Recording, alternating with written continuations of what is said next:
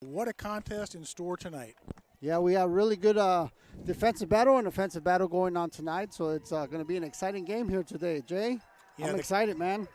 Same with you, brother. The Coyotes rated number 3 in the state, and quickly running down their schedule. We're coming on a little later because there is no power over here. We're running off batteries. Oh, yeah. So we're making it work, man, like we always do. We are going on the road. It's a road trip, and we're adjustable, flexible, yeah? That's right. We try to do it. We try to make it work either way. We might not be able to broadcast a whole game because we are running out of power. So if we run out of power, we'll try to keep you guys updated as much as we can. But thank you guys for tuning in tonight. So the Birds coming in with a record of 2 wins, 1 loss as we get ready for the coin toss here. We're currently ranked number 10 in the state. The Coyotes ranked number 3. The Coyotes with a record of 4 wins, 2 losses. And notably, their only 2 losses to the number 1 team in the state, Chandler, a couple weeks ago, 31-7. And also going down to number 2 ranked Hamilton, 42-0. So, partner, again, the Birds have their flock. Needs to fly tonight, as you like to say. Need to be ready to go. As Balducci's out there for the coin toss for our Birds. For the Coyotes, number 12, Rashawn Adams, the senior wide receiver free safety for the coin toss.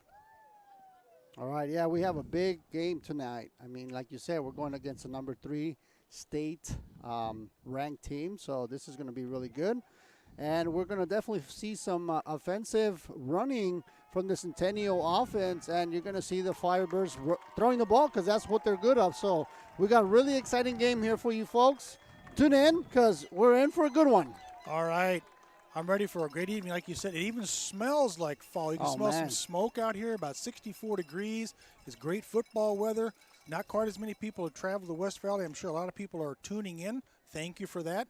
And our pregame sponsors, Jets Pizza, we want to give them a shout out. Thank you so much for what they do for sponsoring Firebirds football here in 2020.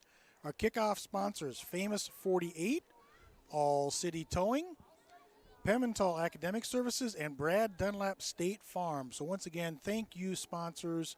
You make it happen every week. You know, an abbreviated 5-game schedule this year, Joel, having lost the first 3 games because of COVID, and we can't talk enough about the importance of tonight's game. We win, we're definitely in the playoffs. Yeah, definitely. If we can take over this number 3 spot, or at least this number 3 ranked school here, if we can make it happen tonight, we're definitely going to be stepping up. I believe we might fit right in the middle from the top 10 here, so this is going to be a really good test also for this Firebirds team that we have here today. So today they're up another tough team. Liberty was tough. Last week was tougher, and they were able to overcome that. They came hard, but the key point is here they have to get the momentum going, started quick and early here, Jay. So we got a ball game, and I'm excited here. All right, ready to go, partner. Back deep for the Coyotes. Number 4, Marzion Cosby. Aiden Zeitler, the left-footed one, who has a tendency to have the shorter pop-up type kicks. They were so effective last week, partner. Yep. They recovered an onside kick and also a pooch kick. And we're ready for Firebirds football on a football Friday night. The Firebirds will take off. Kicking off the ball today. Cosby past the 30, got a lane to the outside, brought down about the 39-yard line. Nice return. On the stop for the Firebirds, number 37, Cole Nordman. So as my partner Joel talked about, the Coyotes do feature a great running attack. They're very balanced, looking at some of their stats coming in. At the helm, senior quarterback Joshua Goska, 6 foot, 185-pounder, leading the offense.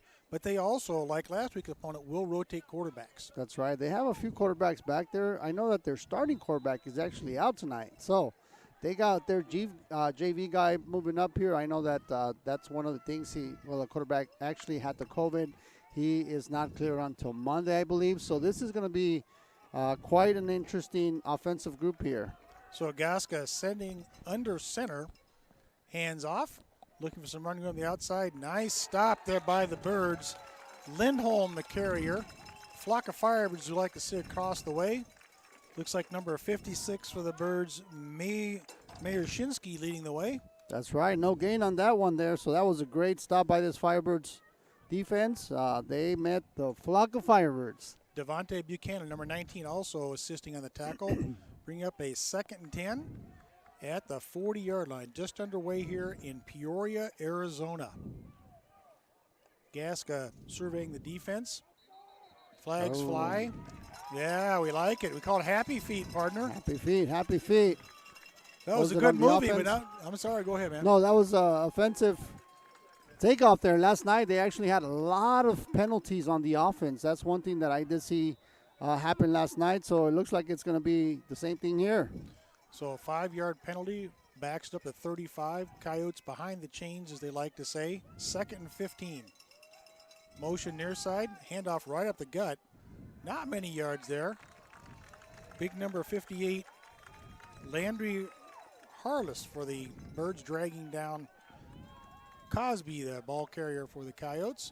Bring up a 3rd and 11 right in front of us. 3rd down, baby. Let's go. Let's get this defense going. And get off the field. I got to get my cowbell out, too. Got to get that thing going a little bit. bit. There you go. Later, Yeah, you got the cowbell. Yeah, we can hear some of those in the crowd for the Firebird faithful who've traveled to the West Valley. That's right. Here we go. Coyotes looking to put it in the air. Gasca taking his time. Drops, launches, has a man out there, and he's open. And it is complete. Oh, big. Number 4, Cosby, eluding tacklers inside the 20, the 15, dashing towards the end zone. And touchdown, oh, man. Gasca. He just beat everybody on that little run there. Yeah, Gasca to Cosby and beat Buchanan defensively. I hate to call it the defender, but that's what happened there, partner. Man, that was a nice ball, but he had a couple steps on him, and they take it to the house. Yeah, they definitely did.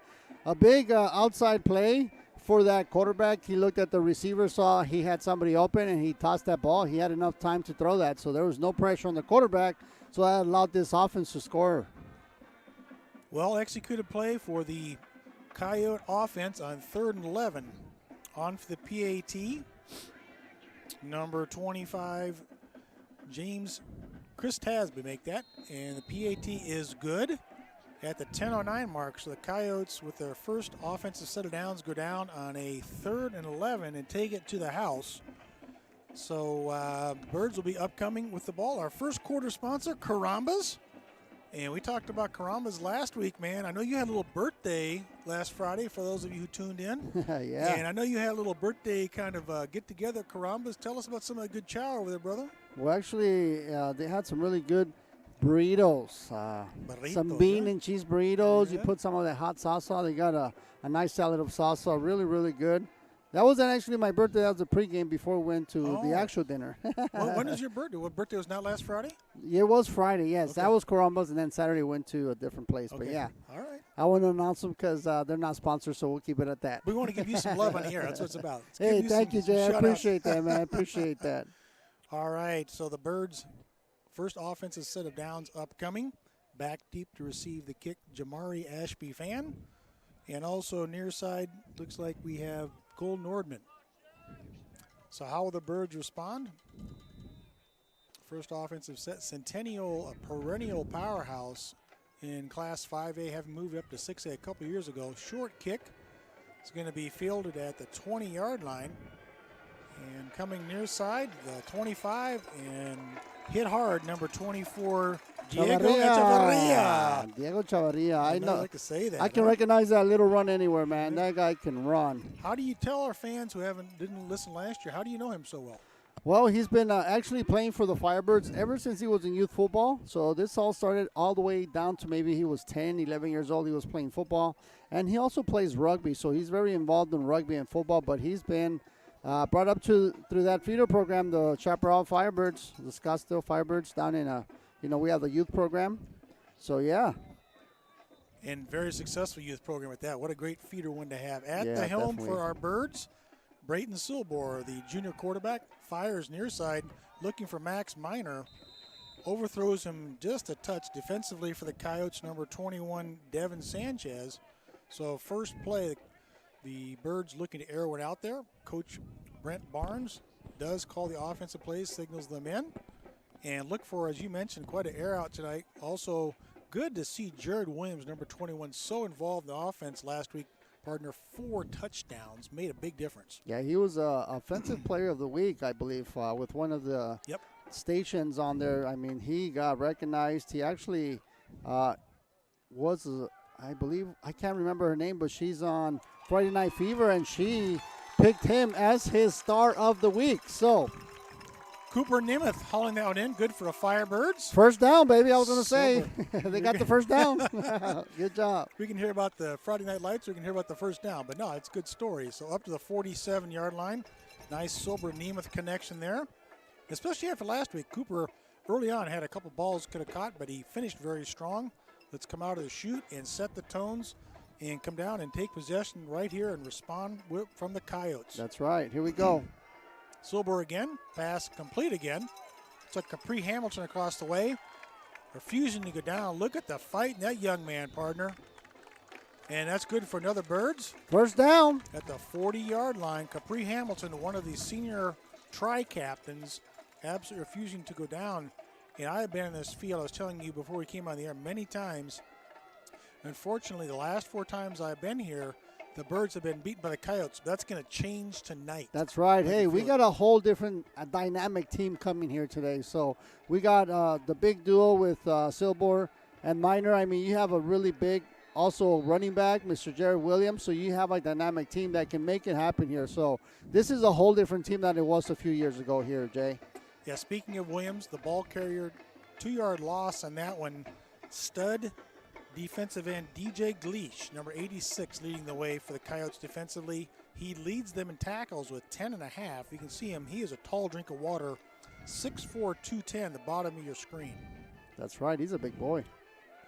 Silber drops underneath. Max Minor looking for some running room. Good job. Run after catch by Max. There you go.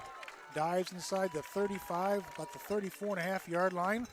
Quick little underneath screen slant, and nice execution there, partner. Nice rack. Run after catch, baby. Yeah, I love it. Nice rack. Rack after catch. That's a great stat. Keep your eyes on him. Max is very, very good at running after he catches that little pigskin. So third down, we'll call it 5. Yep, and as a matter of fact, Max had his guy beat on that first play. He had him beat at least 2 steps, but unfortunately, Braden wasn't able to deliver that ball. Otherwise, that could have been a big, impactful play just right off the bat. Little play fake. Silber fires, and he's knocked down as he releases. Oh. Overthrows Capri Hamilton. A lot of holding on Minor. I don't know if you can see that in the bottom of your screen or not. Max was double-teamed. You were making a – what'd you see, brother? No, yeah, I was saying that he was beat, but if he would have if Silber would have had him right over the top, he would have had that touchdown, but he did underthrow him. Looks like Max was just he overran that one. So 4th and 5. Coach Barnes loves to go for it in 4th down, and that is the case here. First offensive set trying to answer the Coyotes' early score. Yeah, you're already past the 40-yard line, so, I mean, do you really want to punt it? And, you know, you're going to get it at the 20 if you get a touchback, so you might as well go for it at this location. Silber fires towards Minor. Max goes up, jump ball. Oh! And who's got it? Oh, looks like it got intercepted. It was picked right over off. his top. It was a jump ball, and picking it off, Damari Washington, the 6-foot sophomore, taking it away from Max Minor. Truly a 50-50 ball. And that was the up in the air. Yeah, the 6-footer able to take it away from Max. Max normally grabs most of those. Yeah, but you know what? If you think about it, if it was an incomplete pass, they would have taken over at the 30-yard line, but now they're backed up all the way to. So, it's not a bad throw. He tried to go for it. They backed him up. They got the ball. Hey, they were going to get the ball either way. So I think that was a pretty good outcome on the offensive play. Yeah, if there's such a thing as a good turnover. Yeah, exactly. Yeah, we'll take it. We'll take it. Yep. Again, Gasca at the helm, standing at his 5. Hands off up the middle. Daxon Lindholm, the 5'10", 170-pound senior, dashes for about a quick 4.5, 5. Like to see that defense get a 3 or 4 down stop and get out here and get the ball in good field position here. I got to tell you, they got some big boys up front. Oh, look for at those Centennial? guys. Yeah. Last night they had these 2 guys. They were just, they were just a big boys, man. And they were doing their job. So good job for the Centennial offensive group, because if these guys can work. Yeah, I'm going to give you some of the girth on these guys. Not much running this time. Yeah. You're talking about Oscar Abundis, number 78, 6'5", 325. 325 pounds. Yep, number 76, Filippo Teofilo, 6'1", 343. And if that's not enough, we got number 77, Oliver Ocampo, 6'5", 300. So Woo, 300-pound dudes up there. How do you not open up, for these guys. But what I like that our defensive group is doing is that these linebackers are hitting those gaps really well, and that's actually preventing them from really making a big play. So they got it going. 3rd and 2 upcoming here. And we have a whistle. It's like might be a timeout. Yep, the Coyotes want to talk about this one, which again gives me an opportunity to one more time thank Carambas for being our first quarter sponsor. And normally we have overlays. Do we have those overlays this week or not, partner? How are we doing, partner? You know what? We're trying to get those overlays up, but like I said, we are running short on electricity, so we're trying to use as least as possible. Okay. Thanks, man. I just want to. No, it's all right. Yep. Hey, Caramba came up, so there you go. There we go. Carambas. That's what's important. Yes, sir. So how about it's so different for me coming from the Midwest, and then you come out this time of year, a lot of overseeding and everything, but yet Centennial, their field is natural grass, and it looks like natural dust. Yeah, it does. is just all brown, man. Yeah, I got to tell you, whenever you play on these floors like this, it hurts. Yeah. You're not in no turf. This, when you land, it's going to hurt. I'll tell you that, because you're landing on straight sand. It does look like there's a little bit of grass, but there's no grass. It's all sand down there. So, there's going to be some scuffs and cuts here, but, it's just part of football. Yeah, exactly. It is a contact sport for a reason. That's right. So 3rd and 2, we'll see what Coach Richard Taylor has in mind for his Coyotes here. As Joel talked about the linebacker group for our boys, Shinsky, Eastwood, also Joey Balducci doing a great job so far. Of course, who can forget number 5 right in the middle, Anthony Lucas. Yes, sir. Handoff up the middle, and looks like he does have a first down past the 20, 21-yard line. So move the sticks for the Coyotes. He was carrying that one was number 5. Yeah, number 5. Yep, DJ Williams, the ball carrier for the Coyotes. So he's little, man. He's so small. He's going right in between everybody, and he's getting those yards. So now they got, the outcome of that was a first down. Yeah, the thing that's interesting is he's 6'1", but because those offensive linemen are 6'5", no, 6'4". There's no way he's 6'1". That's what they say. Maybe he's 5'1", but it's okay, I was going to say, well. Another handoff using that power running game we talked about. Buchanan leading the defensive charge of the Birds. And I'll tell you one thing here, Jay. If they can't stop the run, then we're in trouble. But if they can stop the run, being able to get out of those 3rd and short situations, that's going to be key tonight. Kavanaugh Clark, the ball carrier, and you already talked about it, that big offensive line. I think that's going to call it the early key to the game. That's right, exactly. Can we maintain that and not have them run the ball down our throats all night long? That's right. So 2nd and 5, ball at the 26-yard line for the Coyotes. Dropping this time, little screen in the flat. Pass is complete. Nice hit there, yes. Hard hitting Jack Witten, number 31, says no, and also got to give up to Big Jack. It's Jack time from Jack Forsyth. Yeah, number 20. It's a good hit. John was talking about the T-shirt he has. Trying to think of that. How's that feel, Jack, or something like that he has. Which he's proud for his son, man. Yeah, definitely. Oh, he jacked you up. That's what it is. He got jacked you up. Yeah, jacked you up. Jack you up, right? Getting a little acknowledgement from Papa John. I love it. All right. There we go. First down. Yeah, they got enough just for that first down. And as I can say, they're going little by little, man. They're definitely taking their time, but they're being efficient with it. Nice job. Yep, Lindholm, the carrier. Nice job defensively by Eastwood bringing him down there. Call it a 2-yard gain. Yeah, they're going to try and control the clock, control the tempo, and do everything and wear us out. So. Yeah, and you know what? The defense has to be very careful because they started this the first half, and what happened? They turned around, and next thing you know, they threw a really big bomb. So they got to be careful because now they're keeping them honest. Mm-hmm. Full backfield this time for the Coyotes.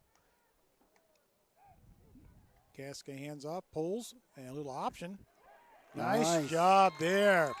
All over him. Shinsky, say no gain on that one across the way.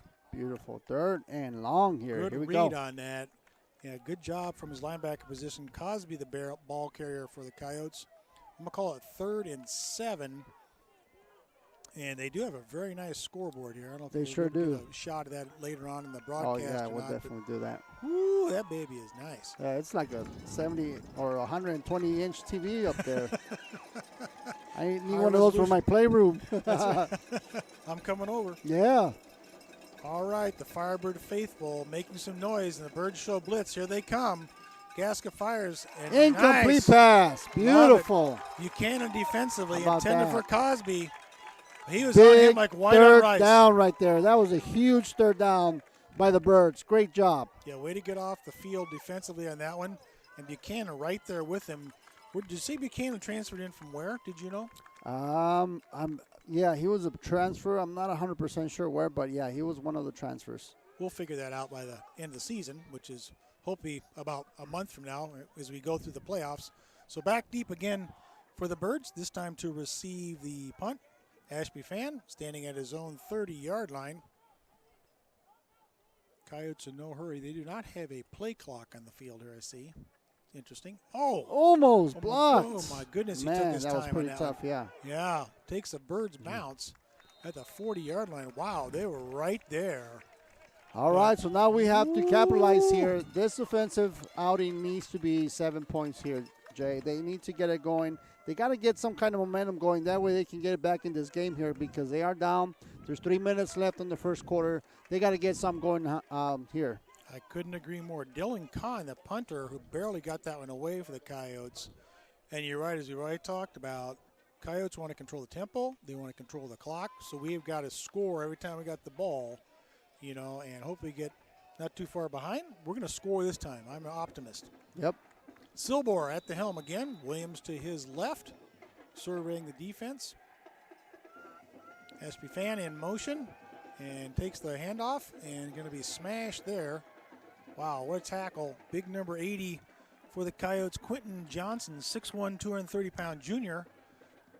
Takes care of Ashby Fan there. Looks like a loss or maybe no gain on that one. Bring up a 2nd and 10.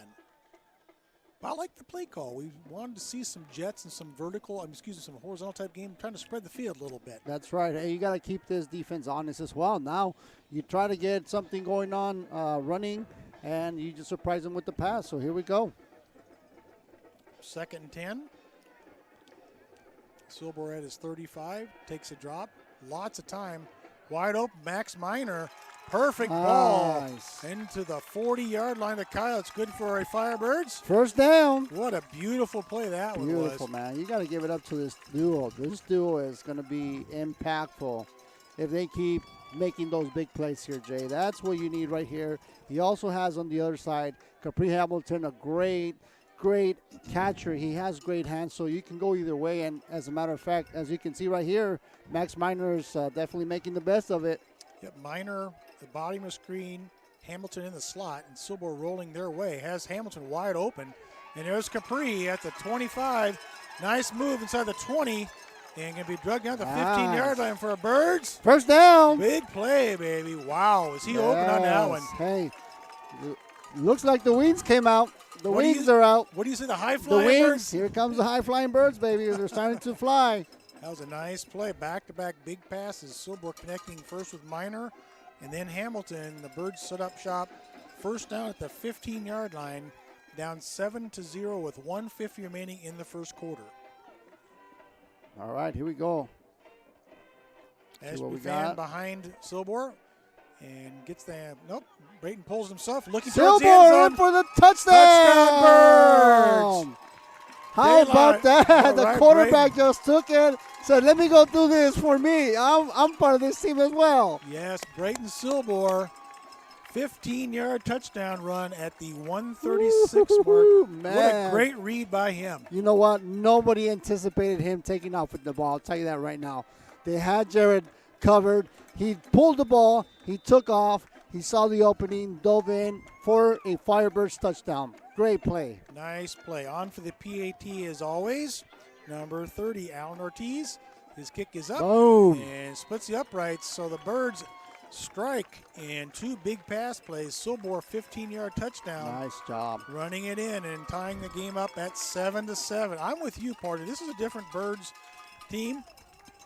And while Centennial may be rated number 3, they were not in either one of those games. That's Which right, says exactly. to me, I'm sorry, go ahead. No, go ahead. Yeah. I was going to say that it says to me that Centennial is still number 3. They got a good ball club, but we can beat them. We will beat them. Yeah, definitely. I mean, everybody's beatable because you can always come out, have the best day of your life, and you can come out and just everything goes wrong. And right now, this momentum, as you can see, they just got that going. Big play by, first of all, you have Max Minor, then you have Hamilton, and then you drop it off with the quarterback. I mean, does it get any better than that? How's that? Yeah, exactly. So great job. Yeah. Yeah, way to go. What's up? Mr. Witten saying, what's up in the house? Is your mom watching tonight? Jack Witten's dad. Is mom watching? Is mom watching? Oh, nice. All right. Hey. Give a shout out. Got to give her a shout out. Oh, yeah. What's her name? What's her name? What's her name? Carol? Carol, thank you for watching. Thank you for tuning in and watching. Thank you, thank you. We heard the Jack great with words. Big hit earlier, man. Yeah, great words that you said about me. Thank you guys for tuning in. I really appreciate you guys. Thank you, thank you, thank you. I want to hear what they're saying about you, man. Well, he came up to me. He said that his mom knows me on a first name basis. Awesome. I'm like, yeah, that's awesome. I love it. She goes, you guys are great. So I'm like, hey, they're tuning in. Thank you very much for tuning in. I'm trying to do the best and bringing you all the excitement that we're actually seeing this year. Cosby on the return for the Coyotes out to the 32-yard line. Well, I'm sure our phones start getting pretty active here with people texting in. And, I went back and watched our broadcast last week, 1,400 views. Yeah. So Firebirds broadcasting continues to grow. Thank you for all of you spreading the word and tuning in. And Mr. Jack Miller's up there. Mr. Jack, how you doing today? Man, thank you for tuning in. I've been seeing your boy out there. So, hey, let's go Ohio, baby. Big gash off the left side this time for the Coyotes. Number 27, Kavanaugh Clark, drugged down just short of the 47-yard line. And Jackson, of course, playing at Ohio State, threw his first touchdown pass in the Big Ten a couple weeks ago. Proud Firebird alum and proud Firebird Papa. So thank you, Jack Sr., Jack Jr., way to represent Firebirds in D1. That's right, exactly. Thank you guys for tuning in as well. If you guys are watching, and we got an exciting game here for you as well. So Coyotes, fresh set of downs. Gasca, hands off, looking for some running room, breaking the outside again. Clark, following his lead blockers, that huge offensive line into Bird's territory. Yeah, they're big. If they're coming your way, there's two in front, you're going to be like, oh, my gosh, what do? Do I block or do I fall and just let them run me over? Yeah, that some time, big boys. Sorry to interrupt here, partner. No, number Oscar Abundis, the 6'5", 325, out there leading the way. So good feet for that big man. Yeah. 2nd and 5, ball at the 48. Well, they're definitely trying to flex their muscles here with the running game. So, as you can see, they're definitely trying to get something going here. Clark for what appears to be another first down. Yes, it is. Move the sticks. So Kavanaugh Clark, the featured runner so far in the Coyotes' attack, and back at the ball control type of offense, which they love and feature, as we wind with 30 seconds remaining in the first quarter. 7-7 here at Coyote Town, the CC, Centennial Coyotes. Centennial, yes, sir. Looks like they're going to get the last play of the quarter off here. Gasca under center. See if we can zoom in some more for our viewers out there. Play fake, wide open, very catchable ball. But man. In and out of the hands, DJ Gleish. He had a lot of real estate in front of him, though. Yeah, he definitely could have gone to the house, but a little slippery on that one. DJ, again, leading the team defensively in sacks, and as a tight end, not able to haul that one in, which is good news for our Birds, bringing up a 2nd and 10. Yeah, that's right. That's a good stop there. What they need to do is stop them one more time. We need to get on top because they are going to be controlling this time here. Is it me or I don't hear their public address announcer saying anything? I don't hear anything either. Huh. Gasca to Clark. Clark right up the middle. Oh, he could go all the way. Breaks through. Ooh. Touchdown saving tackle from Buchanan, but Clark again with his burst of speed. Wow. Down inside the 20. Drug down, it looks like at the 15-yard line. And that will be the end of the first quarter. So after one from Peoria, our score, Birds 7, Coyotes 7. Jay and Joel coming to you on the Chaparral Firebirds Network. And again, we are running out of battery power tonight because there is no electrical outlets on the visitors' sideline And we all know COVID's making things difficult for everybody. We can't even be in the press box because of social distancing, but we do our best. And hope you all are enjoying the broadcast. Yeah, and the press box is pretty full. I'm going to zoom in on it so you guys can actually see. The reason why they don't let us get up there is because you got everybody up there filming. So as you can see here, that's usually our spot right there. And the coaches are up there too. The coaches are up there, yeah. So it's a full staff up there. So unfortunately, they kicked us out of here. So we're out all the way on the outside, on the visitor side with we were with 2 our weeks fans. ago in Liberty, man. Man, yeah, that was good. We make it work one way or another so we can bring you the broadcast. So hope you guys are enjoying it out there. Yeah, it's kind of a standing joke between Joe and Joel and myself. When we go on the road, you never know what you're going to get. It's always an adventure, but we make it work. We'll make it work. That's and not complaining. It's okay. It's what we do to bring you Firebirds football. And in between quarters, I want to give a shout out to our first intermission sponsor, Cold Beers and Cheeseburgers. And on the way driving over here, I noticed there was one right by where I work at Scottsdale and Shea, but there was one on Cactus over by Paradise Valley Mall. There were so many people packed in there in the patio, brother. Oh, really? I could tell that they were still social distancing, but what a great evening. You know, those burgers are huge. And weren't you the one telling about the peanut butter and jelly burgers? No, they got a peanut butter burger in there. Yeah, it's really good. What is that? I got to tell you, man, I didn't think of it. I ordered it. I'm like, let's try this. It was delicious. You know, when you think about, you know, what it's talking about, peanut butter, I'm like, usually you have peanut butter and jelly, peanut butter and some crackers, but peanut butter and a burger, let's try it. But it was was good. It was good. Yeah, it was really good. So check it out at Cold Beers. Definitely don't regret it. All right. Okay, first play of the second quarter upcoming, and the Coyotes on the march. Direct snap this time. Rashawn Adams fields it, and straight ahead he goes down inside the 10-yard line. Absolutely refusing to let go Shinsky. Meyer, nice tackle there. Gain of long 7, so the Coyotes inside the 10-yard line looking to score again here. Boy, Shinsky just held on for dear life there. Would not let go, huh? Yeah. Checking in defense. I'm sorry, go ahead. No, I was going to say Anthony Lucas has his name cut out for him tonight. He's got some big boys in front of him, so this is going to be a good battle all night. Keelan O'Doherty, number 44, checking in for his first set of downs. Clark to the house for the Coyotes at the 11-14 mark and punches it in from the officially, looks like they said the 8-yard line. So another TD run for the Coyotes. That ground control offense we talked about. Clark, several carries already tonight. Puts the Coyotes up 13-7 here. Be a T attempt upcoming. Kahn the kicker. And Andrew Lopez the holder. His kick is good. Splits the uprights. So our score 14-7. You know what? I do hear that public address announcement. It's not very loud. Yeah, it sounds very, very slim here. So Firebird faithful, time for us to respond again. You know, after last week when the Birds pulled out all the tricks, the onside kick, the pooch punt, the offensive wizardry they had, it is just fun to watch these guys. And as I was watching the replay, Saturday partner, they're a fun team to watch. Yeah, definitely. Yeah, they got a lot of exciting plays. And I think that last week they started with a bang. They came in here. They wanted to show right off the bat that they're coming here to play. And right now they have this defensive group hasn't really stepped up like we usually are used to. At the same time, Centennial's got some really good runners, and you also have that big line, man. You got, a line that is definitely making a big block for you. So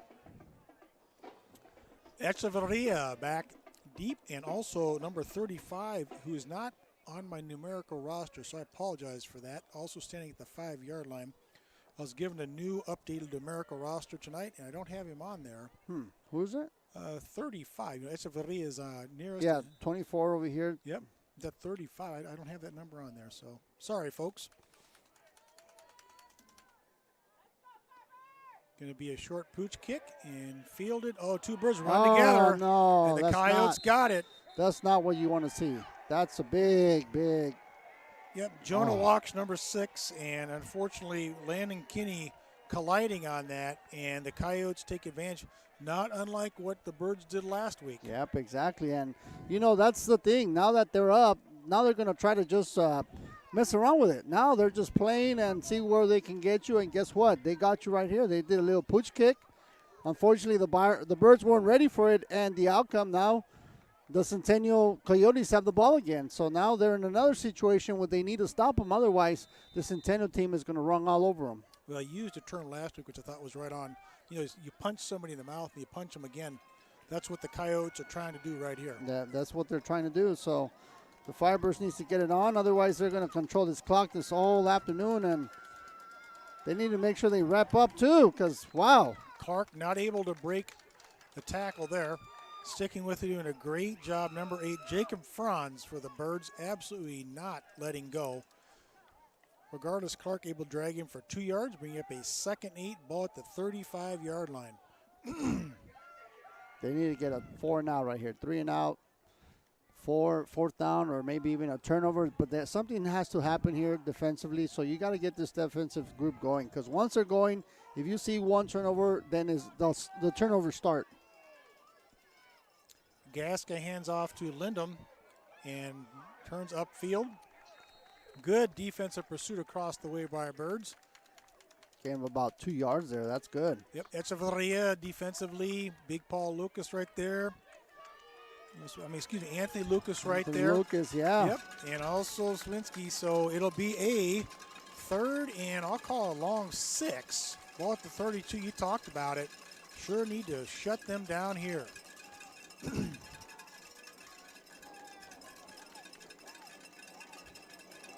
Birds faithful rattling their cowbells.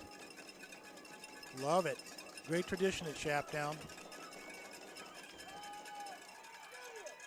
Here comes Lindholm, and nice pursuit. There you defense.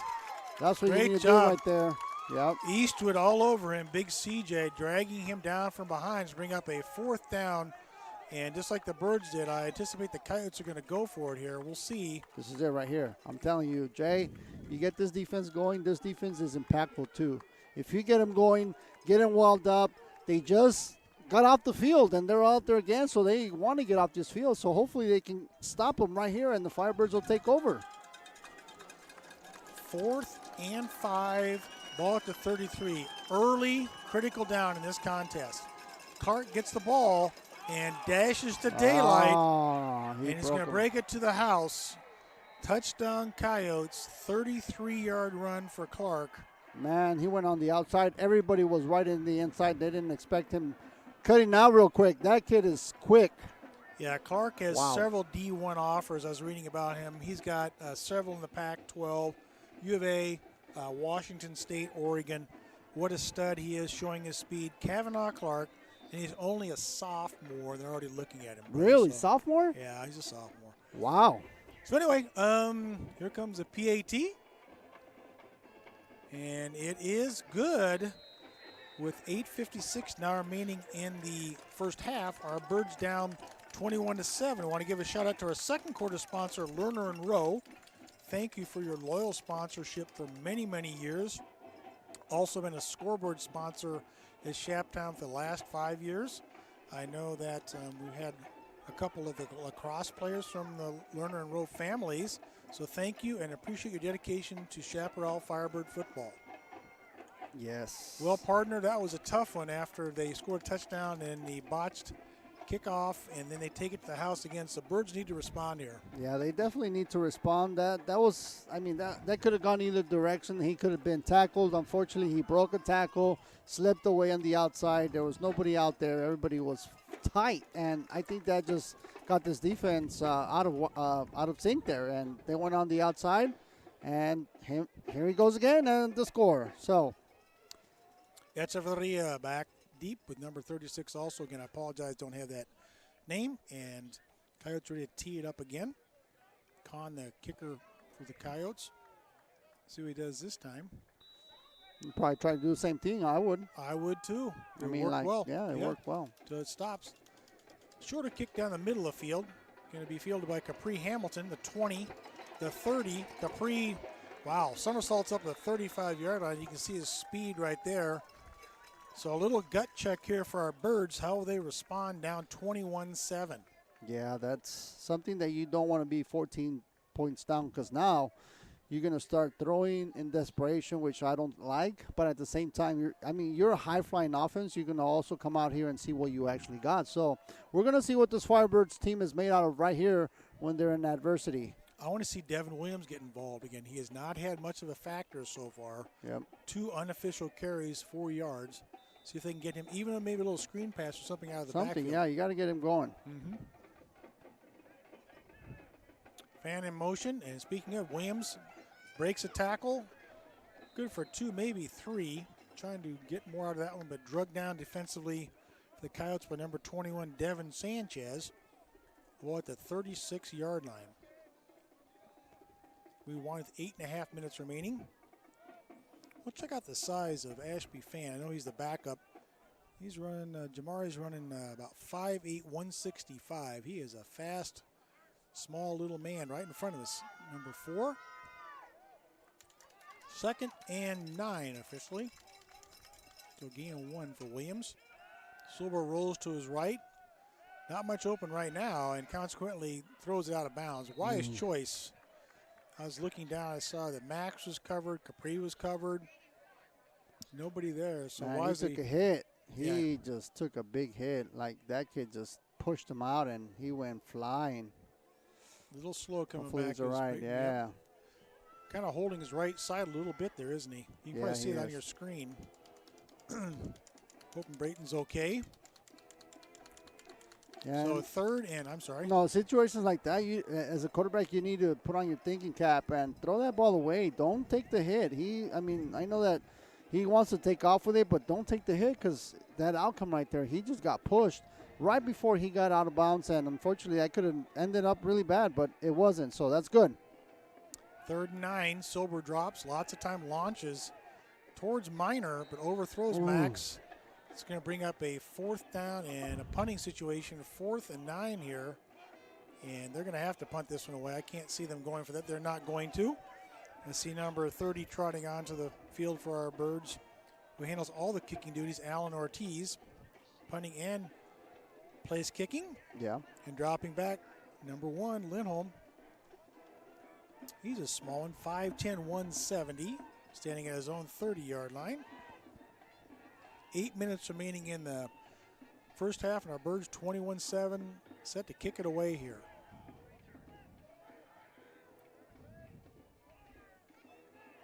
Ortiz barely gets that one away. Might have been deflected, and a short kick. Jack Witten catching out of bounds. See where the back judge lines up the 45-yard line. Right, the 45. Wow, he came back quite a bit.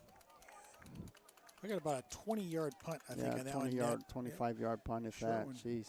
So this is where it's got to be rally time. We know they got the ball control offense. They're going to want to grind it out, partner. Yeah, of course. I mean, now it's all about time management. They're going to try to run it. I really don't see them throwing a lot, so I don't think that's going to be a factor here.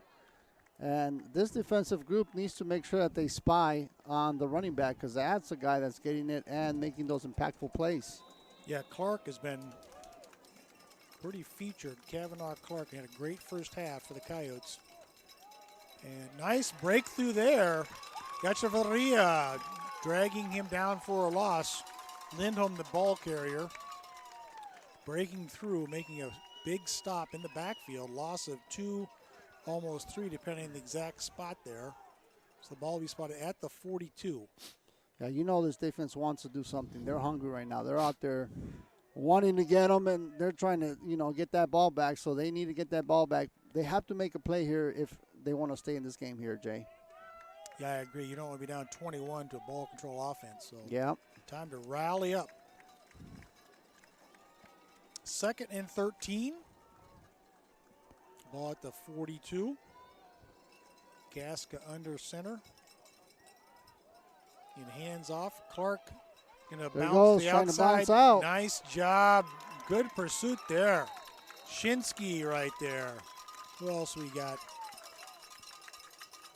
Gavin Higley also right there.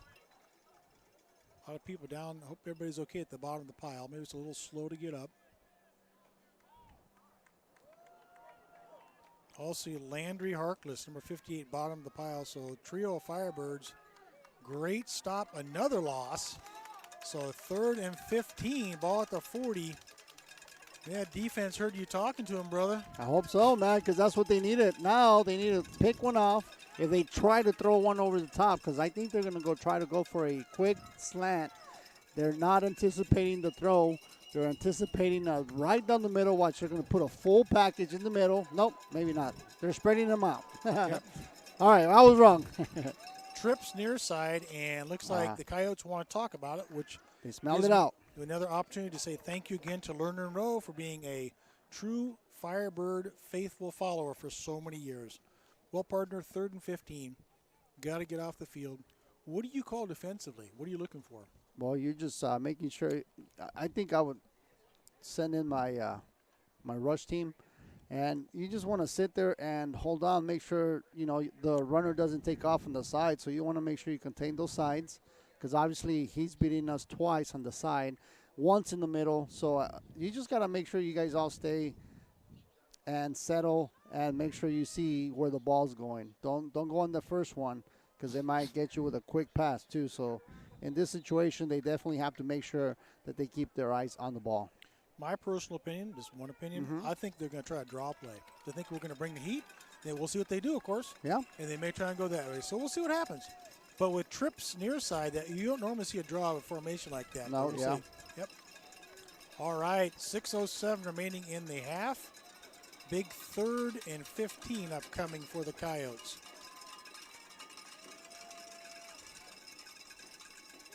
Gasca taking his time. Now drops, looks downfield, fires underneath. You called this. And pass is complete. Going to be well short of the first down. Cosby, the receiver, into Birds territory. Echeverria again. Busy night for him along with Jack Forsythe. 49-yard line. Looks the Coyotes will punt it away here. Good. So good job by that defense. Yeah, they need to watch out for that fake, though, because they got a lot of little guys here. I don't think they're going to fake. If you got the small guys up in front, there's no faking. They got the speed runners to go back there and get the run. Otherwise, they had a full package. They took out the big boys. Yeah, they took out the big boys. Yeah, exactly. Ashby fan standing at his own 20. Kahn to punt it away, we think, for the Coyotes. Looks like he will. Low snap. And gets it away. Nice ball. Turns over. Wow. That's a heck of a punt. And backtracks to his 5. Ashby fan breaks one tackle. Nice. That's about the 13-yard line. So Birds will set up shop there, down 21-7, 5:06 remaining in the half. And Birds need to at least get one more score here to cut into that lead before we go into the locker room. I'm giving them credit right now. They stopped them. They didn't let them score again. It's time to put some points up here, Jay. So let's do this. Let's do it, man. Get those high-flying Birds cranked up again. Hey, they can score in 2 seconds. So, I mean, there's a lot of football left. We're an impactful team here. They can get up and go. Max Minor, we know what he can do. We know Silber has arms. So, hey, it's really early, but good stop. Great defensive play. If they can score in 2 seconds, that's a record. But I know, right? We'll go 20 seconds. Yeah, maybe 20 seconds. But you know what I mean. I know what you mean. It's quick. All right. Silber, Jared Williams in and out of his hands. Man, he was covered too. Yeah, he may have heard a couple footsteps on that one, but catchable ball. Nice pass from Silber. And Silber had one more second on that. That might have been picked off and taken in for 6. That defender was right there. Falls to the turf harmlessly, bringing up a 2nd and 10. They need a first down here, Jay. They got to get that first down, get 4 more plays, because now we're fighting the clock. Exactly. Last thing we want to have here is a 3 and out and give them field and ball again. So let's get some time, move the ball, get some first downs, and eventually put some points on the board. That's right. Silber drops, looks. Hamilton wide open. So is Max Minor. Oh, man. He was ball right at Max. the 12. Like, oh, my gosh. He was right there. Yeah. Unfortunately, just bounced right off his chest, man. Yeah, Minor wide open at 30-25, but dropped that one. Good ball from Silber. So 2 catchable balls that fall to the turf, bringing up a 3rd and 10. And, Jay, I got to tell you, those are key drops right there. That that's huge. That was right at first down. They would have moved the chains, and unfortunately, he just dropped that one. So we got to turn this around right now. Yep. I'd run the same play. And Brayton drops and toward Minor again. Max, high points this one. Yeah, there you go. That's it. Good for a Firebirds. First down. I love the fact they went right back to him, get him back in there, get his confidence back, because we know how great Max is, what kind of hands he has. That's Move right. those sticks. Yeah, let him go out there and make a play. Good job, Max, on coming back, making that play right there to redeem yourself from that little missed pass that you had. So great job. Yeah, nice play call. Move the sticks. Birds at the 32-yard line. Plenty of time. 4:35 remaining in the first half. Birds looking to march down the field here. Yep.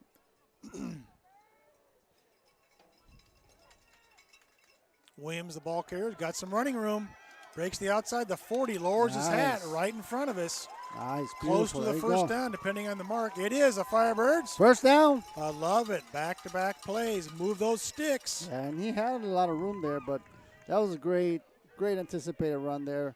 10 yards and a Firebirds first down. Yeah, bounced the outside very nicely, following his blockers.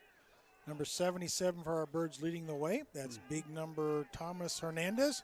Want to give some love to some of the other offensive linemen up there. Mason Osborne and Ethan Lee and Sardiz Aziz leading the way. Silver drops, fires, his man out there. Minor, Well covered. Picked off there, yeah. Good defensive well job by Rashawn Adams. I don't think it was a back shoulder throw, but different end of those route there for where that ball ended up for what was intended for Minor. Yeah, I think he came inside instead of staying on the outside. As you can see, that was way over his head. If he would have probably gone straight instead of cut in, he might have been able to get that one there. So that was a tough one. 2nd and 10, 3:46 now remaining in the half. Ball at the 42-yard line. Birds need to get some points here.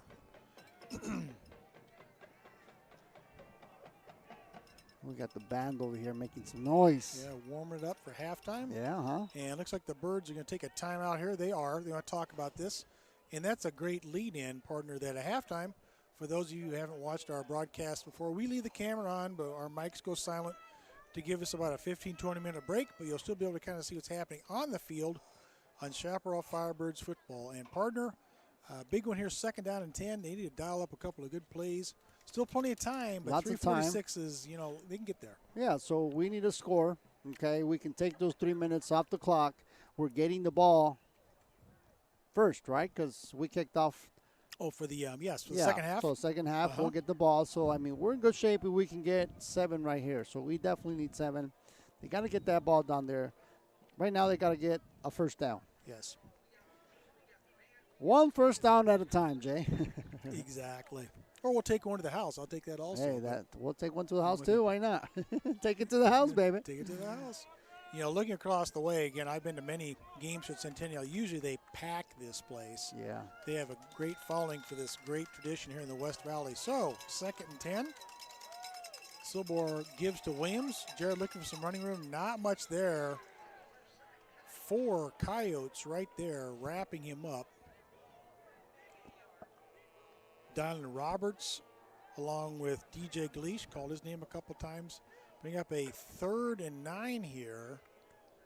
Just trying to figure out you take a timeout and have that play call, but that's all right. That's what the choice was. I think they were trying to get him off guard there because you had 2 spread offensive guys. He looked at him, and then he gave up the ball. So that sometimes you're trying to misplace the linebackers there by just looking at the receivers. Got it. Bird show trips far side. Silbor fires. Pass is batted away. Nice defensive play intended for Lucas Garvey, but having none of it is Bryson Thomas for the Coyotes. Bring up a 4th and 9. Looks like they're going to punt. So Ortiz on to punt it away. Oh, Lindo man. back to receive what you got. They needed that. They needed that so bad. This is no bueno. Yeah, I like to see this. Maybe a fake punt, but I don't think we have that. I don't think we will here. Maybe in the other side of the field, but I got you for momentum-wise, nothing else. Yep.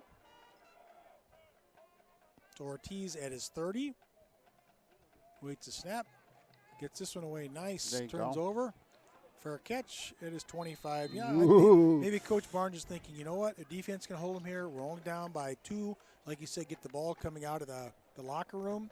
We can be right back in it. Yeah, exactly. So, I mean, there's still a lot of time, but at the same time, every opportunity you have here, Jay, you got to take advantage of it. Otherwise, you're going to fall short because you didn't take that opportunity. So you got to make sure you get every opportunity you can to get some points up. Yeah, I agree. Again, especially we talked about it numerous times already against a ball control offense. Yep. That's what they want to do, and I'm sure right now they'd love to just control the clock rest of the half. We'll see. First down. All right, here we go. 25-yard line. As always, Joshua Gasca at the helm. And nice run past the 30 to 32-yard line. The featured running back has been all night long, Kavanaugh Clark. Out to the 32. I can see he's got some D1 offers. He is quick. Yeah, he is. But here's the thing. To be a really good running back, you have to have a really good line. And these guys have a humongous line. One of the biggest that I've seen so far this year. So, I mean, it's a team effort here. And he's doing really good because of that line right there. You know, you mentioned 3 over 300 and a 290-pound boot to boot with him. So yeah, it's a big boy. So. Mm-hmm. Nice job there by the Birds. That's what we love to see. Shinsky, again, big game from him. And the clock is ticking, so that's good. Let that clock come down. Keep Anthony them. Lucas right there. I'm sorry, go ahead. No, I was going to say keep them, stop them. Let's not let them score. Eastwood also defensively bring up a 3rd and 4. Ball at the 31-yard line here. I think down there you got to go down there and talk to Mr. Lucas. Get him in the beast mode that he is, man. He can dominate. He can dominate, I'll tell you that. So I haven't seen that domination yet, but this kid can dominate. Gasca drops, looking, going to be brought down. Echeverria. Ball's loose. Ball's loose. Oh, and did it get Birds it? are right there. Lucas and Echeverria, and the Birds have it. There it is. There it is, baby. Big offensive play. Shinsky comes out with it, but stripping the ball. Echeverria and Lucas for our Birds at the 20-yard line. So a huge turnover. Woo-hoo, man. Nice job by Etch right in front of us. You can see that. They're going to bust out that belt they do? They're busting out the belt. I love that thing, man. That's a great tradition. Yes. Tell our viewers about that if they're going to do that. So actually, you know what? I think it's just home game. See him bring the belt or not unless he busts it out. Let's see. I don't see it down there yet, but we'll see right now. I think they're focused right now. They ain't pulling anything out that they're not supposed to. But, hey, great defensive play. 1:20 seconds. Now, this is the time where they need to step up, get 7 points right before the half. Yeah, punch this in, Birds. Ball at the 23-yard line. And I'll call it a very critical set of downs for our boys to end the first half here. Silbor drops. Lots of time. Man, wide open Capri Hamilton.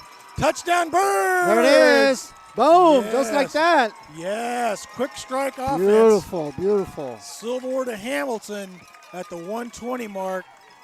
Unofficially 23-yard touchdown pass. Silbor to Hamilton. Cuts the lead. Way to respond on that. Beautiful, beautiful. Way to respond that. Right after a great defensive play. You have to give it up for this defensive group. That's 2 stops in a row, 1 turnover. Beautiful. That's the way to do that. Yep, 120. Ortiz the PAT. Kicks up, and it is good. So that cuts into our lead. Our score, Coyotes 21 and Birds 14. And what looked like, especially after that pooch kick, when they're coming down, the momentum is on the Bird side going into the locker room. Let's shut them out. Shut them down right here and go into some positive mode going into halftime. That's right. Now we just have 1:20 seconds left. We got to make sure we stop them. We got to go inside, refocus. We got to get something defensively. They have to adjust to that run. And so far, they've done a great job adjusting to it right now.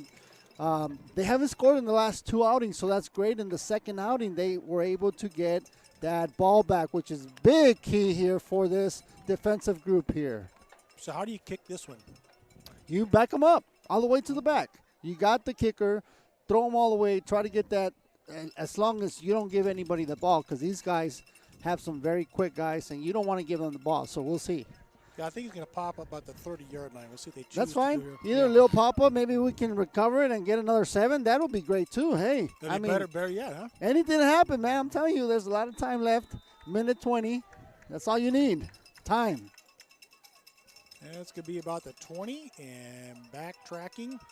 Inside the 20, the 25 flag flies. Oh, yeah. Looking for some running room. He's got some blockers. The 35 reverses field up to the 40, 42-yard line. Yeah, there's another a couple flag flags. flies. Yeah, that's got to be up against the Coyotes. Kenyatta Anderson, haven't called his name yet. Another fast athlete for the Coyotes. See what we got.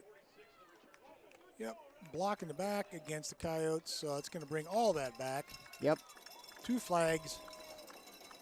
A well-played first half, though. Not many penalties at all. Yeah, definitely. And I don't know if you guys, you folks know, but if there is a holding, wherever he caught the ball, they're going to call it from that spot 10 yards back. So that they take all that back. Right, Jay? Yes. Yeah, exactly.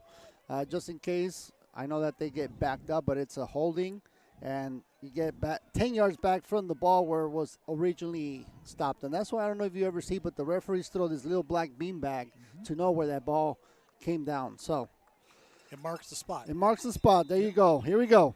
Beanbag marks the spot, brother. 1:10 to go. Defense wants to keep the Coyotes out of the end zone here. I would think that if I'm Richard Taylor, head coach Richard Taylor, I wouldn't want to get too cute, but you don't know. Yeah, you never know. Yep. Like I said, we're seeing this defensive group right now lighting it up, so we'll see if they can keep doing that. So they launch one down the field, and ball's going to be flag. Are they going to get Buchanan for that? Oh, my. But it's all right. Buchanan, you know. It's a 10-yard or 15-yard penalty, so it's not going to go all the way over here. Yeah, I know what you mean, but still, I didn't see anything there. No, there was nothing there. No. That was horrible. Yeah, I think it's a very bad call, and I have no problem being a homer since I'm a Chaparral fan and broadcaster. You're right. Like partner said, Joel, 10 yards, so it's not all the way down the field. Yeah. It's still not a good call. No, not a good call. Automatic first down, but you know what? They still have 1 minute and 3 seconds left. So now, if you're a safety back here, you got to make sure nobody gets past you in the back. I know you have a zone to cover, but you got to get back there because these guys, if they're going to try to do something, they're trying to do it over the back. So right. Over the top. Over yes. the top, yes. Yep. Sorry. You're good. But it's behind the safety. Clark there off the left side. Good job by the Birds. Out to about the 35-yard line to bring up a 2nd and 5, and looks like Coach Richard Taylor's not going to choose to take a timeout here. Yeah, they're going to take it in. It's a smart offensive. I mean, you have to not go for it because you're going to risk it, you know, trying to make a first down or throw it over, and you can get a pick. They can go 6, and you never know. Exactly. Hurry up offense now. 2nd and 7. Let's see if they launch it. They have a conservative. No, they got a full. They got line. a full, if anything. Little jet sweep coming, and not much there. Good job by Nordman defensively for our Birds. Yep. Also Eastwood knocking him down. Oh, they're going to stop it. The clock's going to be stopped by the Coyotes. 3rd down. They're probably going to launch one here. I'll bet. See what they can do it. Yeah, they're going to try to launch one. I mean, they're trying to get something on us. They're trying to, I think they're trying to disrupt the defense. They're doing a couple, you know, misdirection plays. They're going right down the middle. They stopped doing that because we were able to stop them. They're going on the outside. If you notice, they're going on the outside, and we're able to contain that. So now they're like, okay, where do we go next? Yep. They're going to go vertical. Yep, that's right. Exactly. Vertical. Or backwards, and that'll be to our advantage. That'd be best. That's hey, awesome. one more time, I do want to say thank you to Lerner & Rowe, our official 2nd quarter sponsor, for being a true athletic supporter for so many years for Chaparral Firebirds football. Halftime sponsor will be Canes coming up, and man, do I love Canes every week. Scottsdale and Shea, there are not any better fries and toast and chicken in my book, partner. I'm all over Canes, man. Yep. I'm getting hungry. It's a little cold out here. Yeah, you know, it feels good. I'm getting cold. It's I should have brought some more layers. You know what? As a matter of fact, I do have one of my jackets in my car. I'm going to have to run down there. But I'm going to. I got a hoodie. I'm going to launch it up. Yeah. I've got an ASU hoodie. How about the Devils? I got a Cardinal. The ASU game be canceled. Oh, my gosh. Yeah. And talk about how about that Lasso? Man, that was so close, wasn't it? We'll talk about that more in the second half. All right, Clark's going to get the ball and be close to the first down. Nice. Good job defensive. Echeverria, a big They're ball gonna game for try him. Are they stopping the clock again? Yeah, they stopped the ball, the clock again. Yeah, first down. So they're going to move the sticks. Now they're going to wind it. Landry Harkless having a big game also defensive for our Birds right there. That's going to be the last play. 6-5, 4-3. We're going to go into halftime. So at half, our Birds are going to be down by a score of 21-14, but they do have the last touchdown of the half. They get the ball coming out. Last thoughts before we sign off for halftime, partner. You know what? The defensive group stepped up. They got to keep that rolling into the second quarter. They got to come out a little more aggressive, make sure that this Centennial's offense can't run all over them again. So we'll see. We got it. All right, at halftime, our score, Birds 14, Coyotes 14, Jay and Joel being about 20 minutes. All right, we'll see you guys.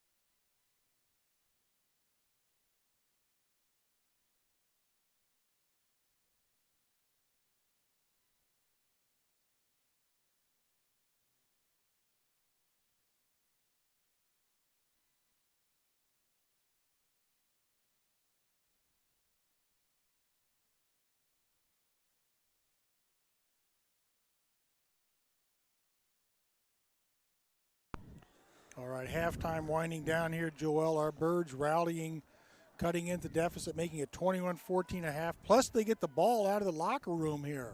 Yep, they sure do. So they're the first ones to receive the ball here. And we can tie this up with a touchdown. So we're just in striking distance now. We're about to get this second half started here. I hope they went in there. Defense recapped on those plays. But you know what? The last couple of defensive outings for this Firebirds defense has been pretty impressive. Kicks can be fielded with Capri Hamilton again. The 20, the 25. Nice move past the 30, the 32-yard line right in front of us there.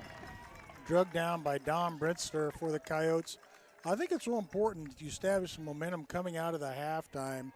And like you just talked, we're going to have the ball. We shut them down to score the last points of the first half. Let's go ahead and tie it up right now. Get that defense back out there and just take care of business. That's right, and we can take over this right now if you can just get that momentum going. Because once that momentum's on your side, ain't nobody going to stop us. Amen, brother. And that defense, I was talking to Matt Clyfield, longtime Firebird parent. A couple of his sons played great Firebird football. He's also the public address announcer at Bird Stadium. He said, you know, the offensive line for Centennial, he said they're big, but they don't move real well laterally. Right. So he hasn't seen much from them. Capri Hamilton, nice run after catch by Capri. He talked about that racking that one up. Racking that one up, baby. Close to the first down. Looks like he's maybe a half yard short from my vantage point.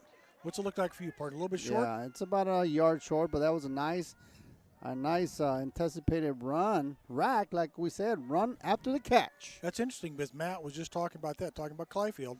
He said, a little more the intermediate shorter pass game versus so much the vertical. Yep, exactly. And that's exactly what that play was. So 2nd and 1, almost a free play upcoming for the Birds here. And Silver pulls himself. 45 has the Firebirds. First down. Move those sticks, baby. We'll take it however we can get it. That's right, and that's the key right now. Get that first down. Don't worry about the big play. Get that first down. We're in striking distance. There's no need to hurry. Let's play a good, smart game, and you guys can come out ahead. So, yes, I agree with that one. He went 2 yards, ran out of bounds instead of taking a hit, which is a good quarterback play there. Yeah, you talked about in the first half because he was slammed down pretty hard early on there in the ball game, and he was holding his right side a little bit. Obviously appears to be okay the way he's throwing the ball. Yeah. Thank goodness. So fresh set of downs for our Birds. Showing trips near side. Capri Hamilton bottom your screen. Max Minor in the slot. Flags fly. There they are. Check out what the Zebras saw on that one. And looks like number 70 for our Birds, a little happy feet, TJ Ritter, one of the senior offensive linemen. And TJ, a couple weeks ago, you might remember if you watched these broadcasts, came out because he had his shoulder all iced up. But glad to see him back in there making a difference. Yeah, he came out, shoulder, they iced his shoulder maybe a quarter, and then he went right back out. Gotta love That's it. That's a tough guy right there, It's a tough dude, brother. Yeah, you should. You know, you got some paint somewhere. You put some ice on it, numb it up. I'm good. Let's go. Let's play ball. Silver dropping all kinds of time underneath the Williams. Lots of running room. The 50, the 40. Nice. With the 35. Good for a Birds. First down. Nice play call there. And Jared Williams burst of speed into Coyote territory, looking to make a statement here coming out of the locker room. I am not overly impressed with the Coyotes defense. No, they're not really what we expected to be. And you know what? The offense, they're taking their time. They're getting the ball marching down very slowly, but good, and they're not making any big plays, which is actually going to probably be a good key here, making sure you can manage this offense. Williams with the ball, dancing. Maybe a couple there. Number 55 leading the defensive charge, T.J. McCray. First time I've called his name, along with Quentin Johnson for the Coyotes.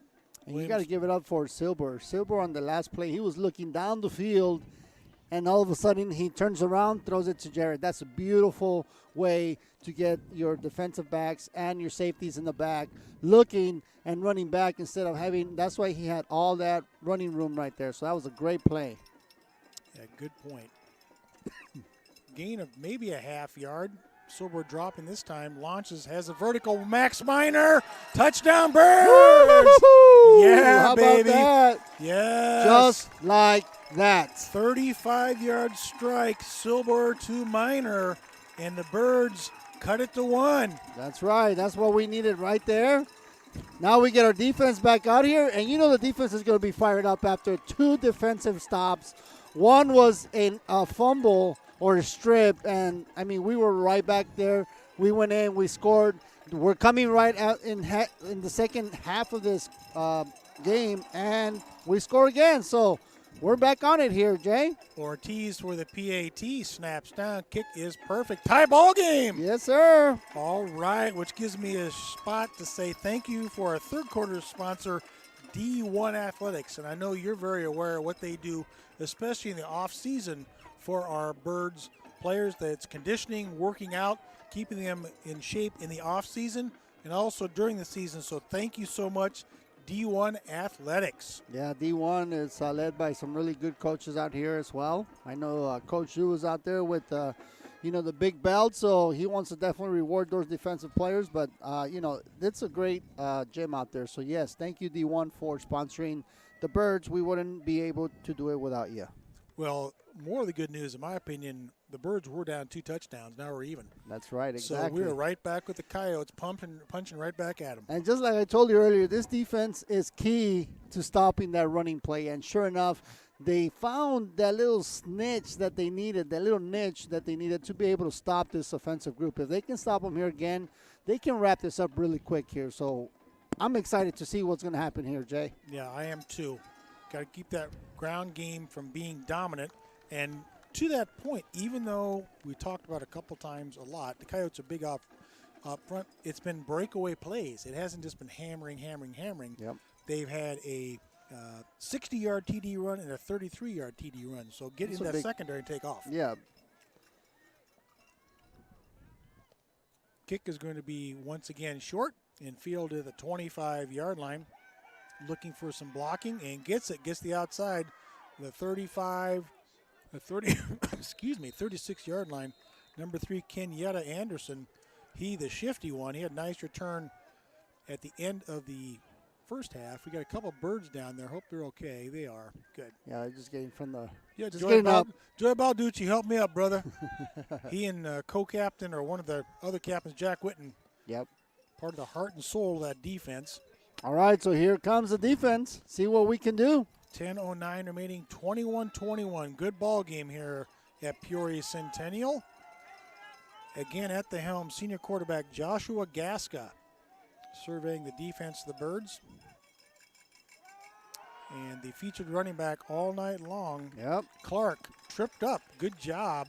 Shinsky's having a great ball game. Also, again, wow, Harkless, he has had at least 8 tackles that I'm aware of. He is just doing a fantastic job. Yeah, he is. He's controlling that line too, man. These kids, like you said, they're not moving, but they're big enough to at least, take that space up. Yep. Big Anthony Lucas, number 5. You can see him in the middle of your screen. Shinsky to his left, part of the down line group.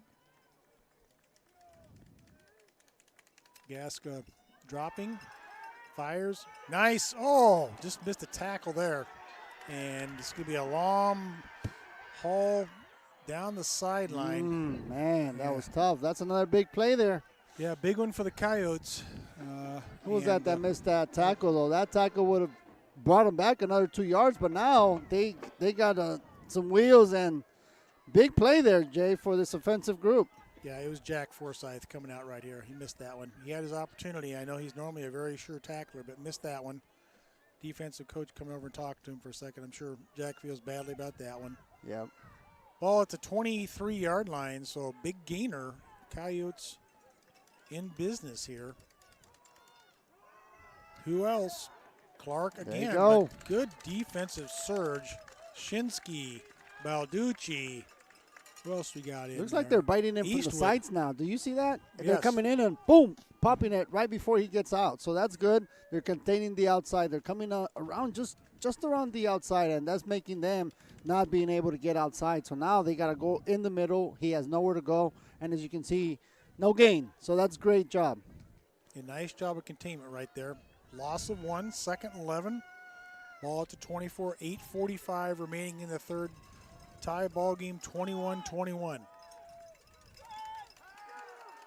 Play action, wide open, the 20-yard line. Jack Witten right there. Hard hitting Jack Witten. Not going to get past him. Nice tackle on the open field by Jack. Yep. Rashawn Adams, the receiver. Part of why Witten's been a 3-year starter. Going to be playing in the Ivy League. I believe at Harvard is where he's going to be. So a true student athlete is Jack Witten. Nice. Harvard. Yeah. His dad, Craig, on the board. The Chaparral Boosters board for several years. Appreciate your servitude and volunteerism. Yes. Thank you very much for everybody's service. Everybody in the board. Everybody that contributes to this organization. Thank you all out there. I mean, you guys don't get the appreciation you guys receive or that you don't get, so thank you guys. Great point. Thank you, Joel. 3rd and 5. Man, nice. Either didn't turn around or overthrew his intended receiver. We'll take it. Yes. Witten, actually the closest player in the area, so 4th and 5. Another decision time for Richard Taylor. Down. Looks like they're going to go for it. Oh, yeah. Another crucial down. This defense is stiffened when it needed to. And again, it's just been a couple of big plays that have broke through. See if we can stop them here. And no field goal attempt, it appears. 4th and 5. Hey. We're trying to get somebody to move. We got a fan standing up in front of our camera. Sorry, guys. We are, again, on the opponent's sideline. We got to watch the ball. Trips bunch, far side shown for the Coyotes. Gasca, not quite sure. And a little counter play. Heading towards it. Oh, he's short. Nice job. Multi. Buchanan, beautiful. baby. Woo-hoo-hoo. Buchanan says, not in my house tonight. That ain't going to happen. That's right. Devontae Buchanan lowers his shoulder, and Man, boom. what a beautiful stop. Nice Beautiful stop on Kavanaugh Clark. That could be a season-defining stop right there, huge partner. right there. That is huge. Big turnover. Now the Firebirds, they take over right at their 15-yard line. What a defensive stop right there. Yeah, Clark's been the leading ball carrier all night long, and a great hit by Buchanan. So the Birds tied up with momentum on their side. Yes, sir. 21-21, 7:41 remaining in the third quarter. First down at the 15-yard line.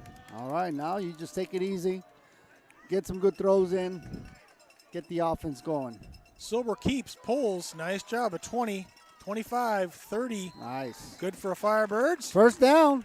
Nice job by Brayton. He's so good at that. It's RPO, run pass option, right? That's right, yep. And he pulls that when he needs to and can dish it when he has to. He Great saw job, a big baby. hole, and his eyes opened up. He goes, I'm going for this one. You saw those eyes from up Oh, here, he saw it. I mean, he saw the hole, and he just started going. As you can see, good job by him making that really smart decision right up front.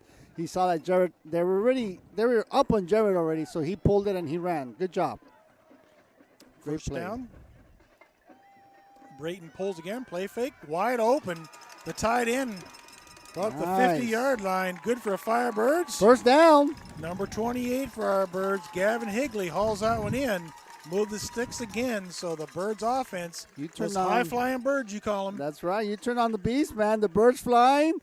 The defensive is holding that really great running game, stopping them. Beautiful, man. It's coming together. The momentum's definitely on their side. They just got to keep it rocking here.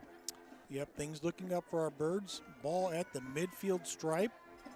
6:42 remaining in the third quarter. Birds on the march here. Or should I say flying? All kinds of time launches. That's a 50-50 ball. Woo! Yeah, that's definitely a 50-50 ball. Wow, lucky that one wasn't underthrown. Max Minor. Yeah, Max playing more of a defender on that one. You're right. I absolutely underthrown. Because he had him beat easily. Yeah, Devontae Cochran defensively, and Max doing a good job to come back and play DB and knock that one away. Yeah, and if he just puts a little bit more in that, I think that's a touchdown. Yeah, I think he launched that one off his back foot, so he didn't step into it. 2nd and 10. Jared Williams bounces the outside. He's got some room. The 45 lowers his hat. Boom! The 40-yard line. And another Firebirds. First down. I saw a little kick at the end of the play. Did you catch that? Yeah. I said, get off of me. All right. I like a little bit of confidence. I don't be too cocky, but a little confidence, a little strut. Get off of me. Are they going to call him short? Hold on. They're going to call him short. A 3rd yard and 1. short, yeah. He's right there by the sticks. Yep. Ball at the 41-yard line. Oh, here we go, baby. Power package here. Power package, yes, sir. And they're like, no, hold on. We don't want this one. Hold on. The Coyotes saw what we saw, and big number 5, Anthony Lucas, checking in the backfield for a power package. Coyotes burned their first time out, which gives me another opportunity to say thank you again to D1 Athletics for being our 3rd quarter sponsor. And, wow, we talked about in the first half, this is an exciting game, good ball game. And wherever you are out in Birds Land, hopefully you're enjoying this broadcast brought to you by the Chaparral Boosters Club. Joel talked about it earlier. Aaron Miner, the Boosters Club president, all of the members, the tireless hours, the fundraising, all of our sponsors. We couldn't do this without you, and thank you so much from the bottom of our hearts. That's right, exactly, yeah. So thank you, everybody that does volunteer. And, we don't get enough credit where it's actually due. So thank you, everybody out there that, contributes to anybody. I mean, you're contributing. We're not getting paid. Nobody gets paid out here. So all this is for the boys, for the organization, and that's what really makes us a very successful organization here, Jay. Yeah, it's a lot of fun to be around. Looks like we're going to have the Wildcat, Jared Williams, and Silber is going to get it. Wide open, Lucas, and good defensive play. Wow. Nice trick play at the last minute. Number 12, Rashawn Adams knocks it away, but what a well-designed play. So 4th and 1, I'm going for it. Me too. I get the heavy package in. You know what? As a matter of fact, I like that they did that on the 3rd, not a 4th down, because you still have an opportunity to get it at least 1 yard. You've been doing so well. Stick with what you've been doing. Take it to the next level. 1st down, and let's get this. And here comes Joey Balducci checking in. Play clock running. Let's get the play in. 4th and 1. Birds going for it here. A little bit of a gamble. Balducci, Eastwood, Williams for the direct snap, the 45. Running off the left side, and he has the first down. Move the sticks. 1st down. That's right. First down, Birds. Beautiful. All right, move the sticks, baby. That's right. Nice job. It's like, all right, come on. Move the sticks already. Yeah, that's good. Another Firebirds 1st down, boys and girls. So inside the 40 to 39-yard line. I like how he looks like he's going to go inside and then pops out the outside, gets 3 yards on the Firebirds. 1st down. That's right. That's what we call them. I like it. That's beautiful. What did I say? You just got to take it 1 first down at a time. You take it 1 first down at a time. You're taking that clock. You're going to get in the board again. Let's see what can happen here. But now you're in control here. I love what you're saying. The Birds now controlling the clock. That's right. Good to see. Silver dropping. All kinds of time launches. Wow. That's another 50-50 ball. Man, he's intended for Hamilton. Double coverage over there. He is. And I think he's waiting a little too long to get that ball out. Like I said, they're going for a big one here. I think that you need to just focus on these small little, small screen pass, small, just a quick, slant. You just want to go for something quick, get the 1st down, just get it going down there. I like that he's trying to go for that big play. We don't really need that big play right now. They need to play smart offense here, take their time, relax, settle down, and get you a 1st down. Right. So after that play results in no yards, I should say, for our Birds. 2nd and 10. Ball at the 39. 5 minutes remaining in the 3rd quarter. Silber pulls. Going to be pressured and has to get rid of that one. And late hit. Absolutely late hit. Come on. Oh, yeah, they've got him. The referee flagging him, slamming Silber to the ground well after the ball was gone. Yeah, that's going to be 15 yards, automatic 1st down. Yep, Quentin Johnson, roughing the passer against Quentin Johnson. Silber, he had 2 or 3 steps after he released the ball, and then he slammed him to the ground. Yeah, that's, at this point, that defense is getting frustrated and desperate. Now you start hitting unconditionally like that, you're going to hurt your own self. 15-yard penalty, automatic 1st down. You're giving them an opportunity. You have to play smart football if you're a defensive group here. I love to see number 77, Thomas Hernandez, just singing the sidelines. Come on, make some noise, noise. Yep. Big sophomore. Let's get into this game. We're playing some good ball here. Yep, exactly. Here we go. 1st down, and flags fly again. Happy feet, looks like.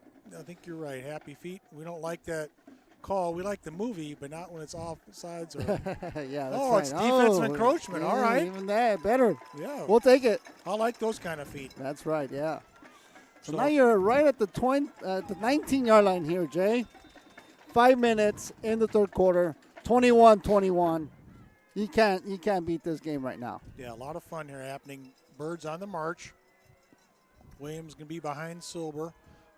Silber, I should say. And Devin gets the ball right up the middle. Woo! Good running there. Good for a Firebirds. First down, baby. Move those sticks again. And You we got him talked going. About, exactly. You got him we going. talked about getting him going. What That's a right. difference maker he can be. He can definitely make a big difference, man. These impactful players, like I said earlier, it takes them a little bit to get going, but once you get them warmed up, look what they can do. Jared's done a great job on this offensive outing here.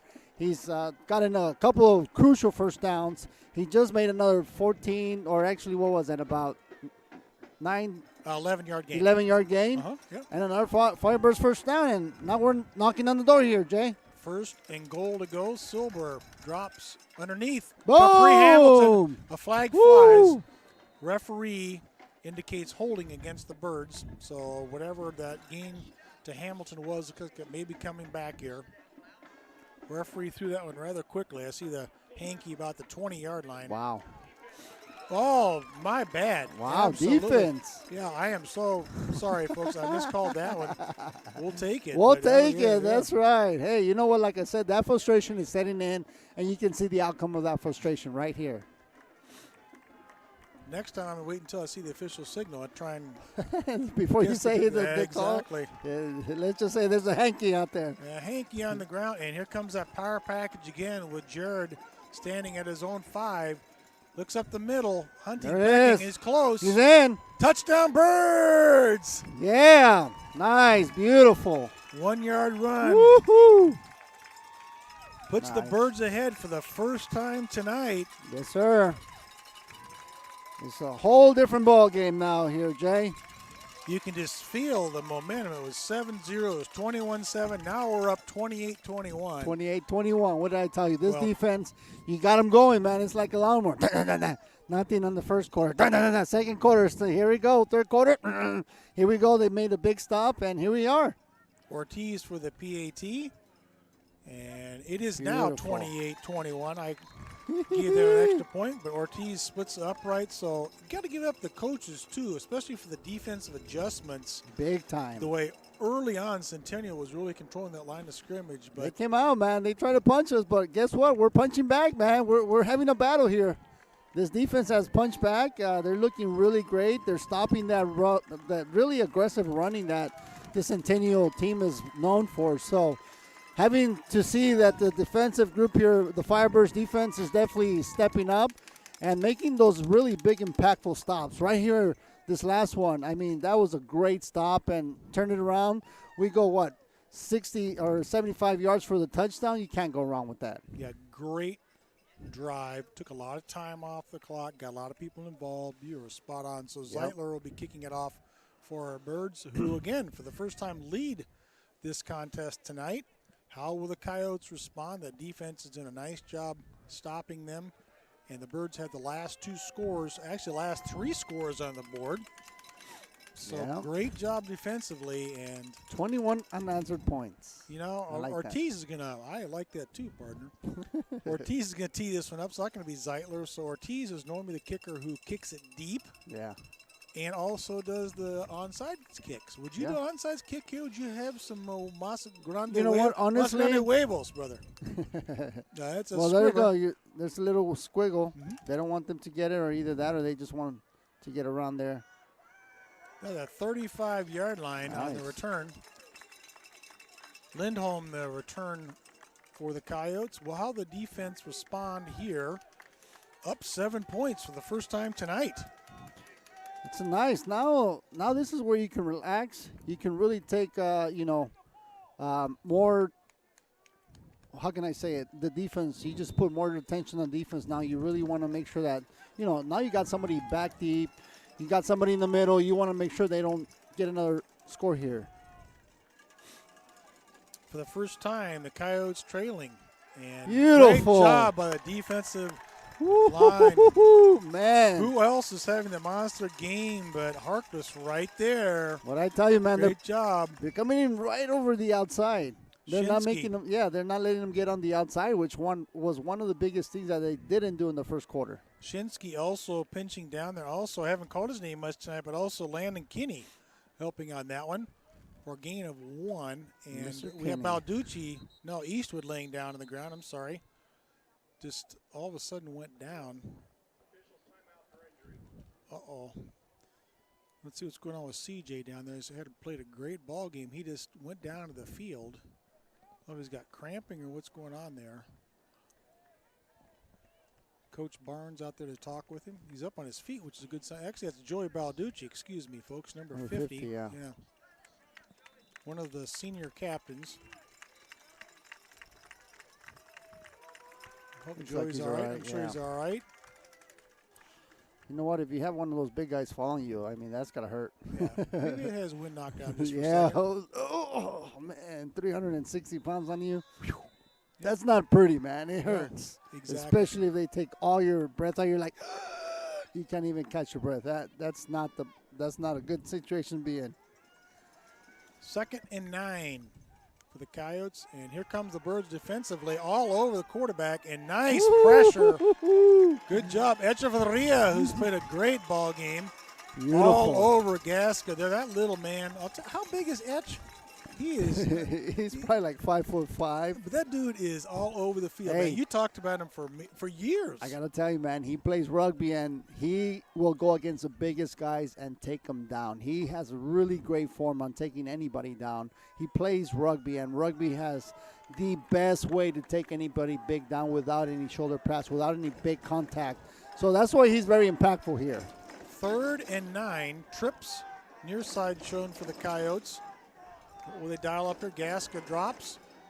Flushes, has a man. Good catch there. Oh, man, big catch. Yeah, into Birds territory. Buchanan brings almost him down stopped defensively. Woo. Nice throw. Buchanan limping a little bit here. Devontae who had the big hit to stop the drive for the Coyotes. That so far is a momentum-changing drive. Looks like Devontae's going to come out, be replaced by Jack Forsyth here at the bottom of the screen, number 20. So a fresh set of downs to the Coyotes. That was a big 3rd down conversion for them. That was a big down. And he almost missed it, but he caught it right in the middle of the field. So another ball is going to be caught inside the 40, down to the 32-yard line. So the Coyotes moving the ball at will now. Another 1st down to the 32-yard line. Yep. And so they do have that passing game as an option. And they can tell they're taking advantage of the Birds crowding them out a little bit defensively, trying to stuff the run. So. Yeah, and I think they adjusted for the run, and they're not taking care of that pass now. So those quick slants are wide open. That's what we've seen this last couple of plays here. Gasca's been spot on his last few throws. Fresh set of downs. Pulls, has a man, a blocker in front. The 30, the 25, down to the 20. Good run after catch. First time we've called Andrew Lopez his name. 1st down for the Coyotes inside the 20. They're marching down pretty well, man. Yeah, they're responding very well here. Yeah. And it hasn't been all running, so they've been actually stopping the run. There's back-to-back pass plays, and they've been successful. Ball spotted at the 20-yard line. Now we see trips far side shown by the Coyotes. Big gainer bouncing towards the end zone. Last man to stop him is Edelman, and he does not, as Daxon Lindholm. On the outside. To pay dirt. Yep. That was the outside there, Jay. Exactly. Yep. We talk about those runs that get in the secondary, and Lindholm able to bounce the outside and into pay dirt. Cuts the lead to 1 point. So the Coyotes respond quickly to the Birds going ahead for the first time tonight. Gone on for the PAT. Looking to tie this one up. Snaps down, kicks up, and it is good. We are tied 28-28, partner, with 1:42 remaining in the 3rd. Whew. Yeah. This is quite a ball game, man. It is. For those of you, wherever you may be around the United States or the world, hope you're enjoying this one. What a great ball game. A lot of fun to call. Last week was fun to call because it was a Birds blowout, lots of excitement. This is just a great, well-played ball game on both sides. Yep. So what do you do here? How do you respond? I think what they did last time, I like the kind of the play control type offense, looking to see what they could do. Some of the underneath passing game with a couple of vertical shots. Yeah. Very effective. Yeah, so now you, like I said, you just got to stay controlled, stay calm, make sure you do good throws. Coach has to make sure that he can manage this clock. I mean, it's a tight game now. Now you got some time to, play around with your playbook, get that ball down there, try to get another 7, but at the same time, be very careful where you're throwing that ball.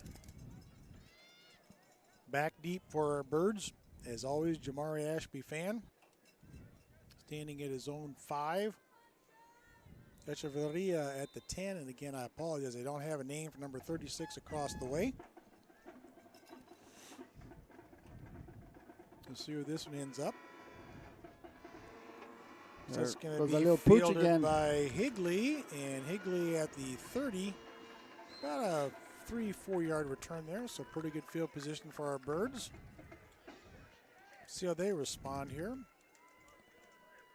That last drive, Jared Williams, very vital, as you talked about a couple times.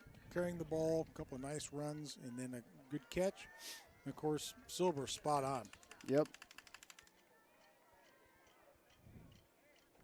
I know it's COVID football. I'll call it that overall, but and we're still getting used to this. But it's an interesting dynamic. I put it that way. Now the third game that I've done. Now this is the Birds' fourth game. Where just to not have all the fans and all the true excitement we're so used to, especially for Chaparral football. Yeah, especially that bird cage, man. The bird cage usually travel really well. Yes, I love those. The students. Yeah. Big support. Silver fires. Not quite on the same page there with Max Miner. Yeah. That was his intended receiver. Off by about 5 yards. That's a long throw. That shows you how strong his arm is to throw across the field like that. Yeah, that was a really good throw. Unfortunately, they weren't on the same page, and that was an incomplete pass. So they definitely got to get on the same page here. They haven't connected here in the last outing here, so we're going to see what they can get brewed up again. Get Jared involved. Jared did really well last offensive outing. Get him involved. Give him the ball and let him make some of these defensive players miss. Yeah, he only has one catch tonight too. Is Cooper Nemeth. Cooper's had a pretty good ball game the last couple of weeks. Only one reception tonight. And with that being said, he's not targeted, but right next to him, nice catch. Close to the first down is Higley, the tight end. Ooh. And he's right there. That is the Firebirds. First down. Woo! I like that favorable spot. Yeah, we'll take it. Of course, that head linesman, he says he lives in Scottsdale. Not that I'm just kidding. We'll take anything we can get, I think he gave him forward progress. He definitely caught it at least a yard over, and he went right at the marker. So good call. He gave him a good call. Yeah, that's right. We like that spot. Ball at the 42-yard line. 1 minute remaining in the third quarter. All tied up, 28-28 here. The Birds on the road facing the number 3 rated Centennial Coyotes. And in a shootout with them here going into the fourth quarter. All kinds of whistles. Oh, come on. Delay a game against the offense. It's going to cost him 5. That's another thing offensively. You have to watch out with those mistakes, man. Those mental mistakes, not knowing. You have to be aware of the time clock. You got to be aware of your surroundings. You have to make sure that you don't get those 5 yards right off the bat on the first down. So that's definitely tough to watch. We've talked about it before. Playing behind the chains is so big. And now backed up 1st and 15. Ball at the 37-yard line. Brayton drops, being flushed. Capri Hamilton in and out of his hands. Ooh. Catchable ball right off his shoulder pads, almost like what Max Miner did earlier in the ball game. Exactly. But nice ball, very catchable. I know Brayton's had at least 3 that have been dropped that could have been hauled in. So I'll bring up a 2nd and 15 now. 43.8 remaining in the third quarter. All right, let's go offense. Get you another first down. Get Jared Williams involved here. Yeah. Silver drops underneath. There's Nemeth. Cooper looking for some running room.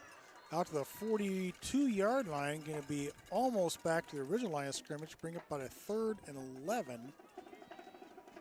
You mean 3rd and about 3? No, they're behind the sticks. 3rd and actually about. Oh, yeah, that's right. Wow, what am I talking about? It's the other part of yeah, you're good. I thought that was a first down marker. I wish it was. It's on the other side. We're going to get it regardless. Sorry, y'all. No worries. That's going to be the last play of the 3rd quarter. All right, so after 3, great ball game. Our score is 28-28. Birds in a fight here. Going on the road, I mentioned the Coyotes rated number 3 this week. Our Birds rated number 10.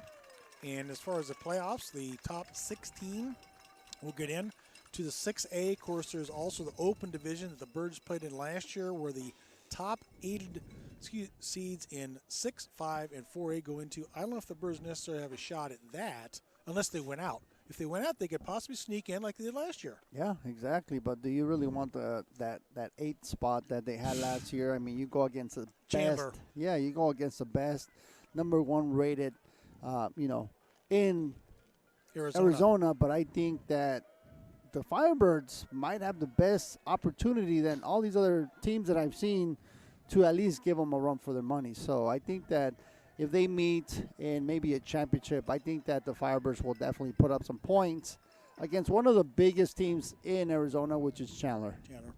And I think that last year when we played them, we probably put the most points on them than anybody else did. I don't know if you saw that, but I looked at everybody. I mean, I saw 14 points. What did we get, 26? Yeah, other than the championship game against Sorrel. Yes, exactly. Sorrel, right. Sorrel. Yeah, anyway, Sorrel did, but before that, yeah, that was definitely, a good offensive showing. Yeah, it was a good offensive showing. Yeah, it was a fun game, but unfortunate not on our side. 3rd and 12 as we begin the 4th quarter. Brayton being flushed, doesn't have anybody to throw to, and is going to run, but going to be short of the first down as they hit him high. And what's going on here? Yeah, Brayton hit pretty hard. Some of the Coyotes players, he got hit up by the helmet, and good sportsmanship. Brayton now going down to the knee. I saw his head kind of go sideways. I don't know you folks at home could possibly rewind it if you want to, but a couple of high contact there. Yeah, somebody hit him head to head. Yeah.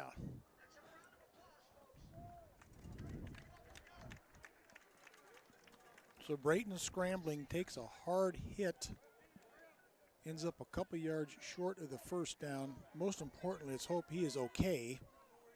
That's what matters first and foremost, that any athlete is okay. So the Birds have a 4th and long 1 at the 49. They're going to go for it here? I think they are, because I see it looks like the power package in. I see big Anthony Lucas there, and I think they're going to go for it, partner. I would. I'm on the road. Yeah. You're the underdog. 4th quarter. What do you got to lose, It's a tie game. Defense is ready to go out there and make another play. So, yeah, definitely. You definitely want to make sure that they can do something. And they are going to go for it. Here's the heavies. 4th and 1. Rolling the dice is Coach Barnes. I love this call.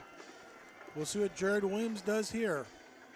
Jared, low snap. Got the first down. And more. And lowers his hat for a Firebirds. First down. Love that call. Way to go, Coach Barnes and Jared Williams. Move the sticks. That's right. Nice play. All right, so Silver being tended to down to our left. So backup quarterback number 14 for our Birds is going to be Miles Vandenheuvel. Vandenheuvel? Yeah, Vandenheuvel. I got that from his actual dad. So, yes, right. Mr. Vandenheuvel, Miles Vandenheuvel. All right, so his first varsity action of the year coming in a tie contest. Welcome to the big leagues, baby. That's right. Let's and see you know what you got, Miles? He does really well in the JV group as well. He runs the ball. He throws the ball really well, too. So you got a backup that's backing up a great quarterback as well. So you got 2 really good quarterbacks here. Jared Williams inside the 40. Beautiful. Refuses to get down, loses the ball. Oh, no. Ball They stripped the ball. The 41-yard line.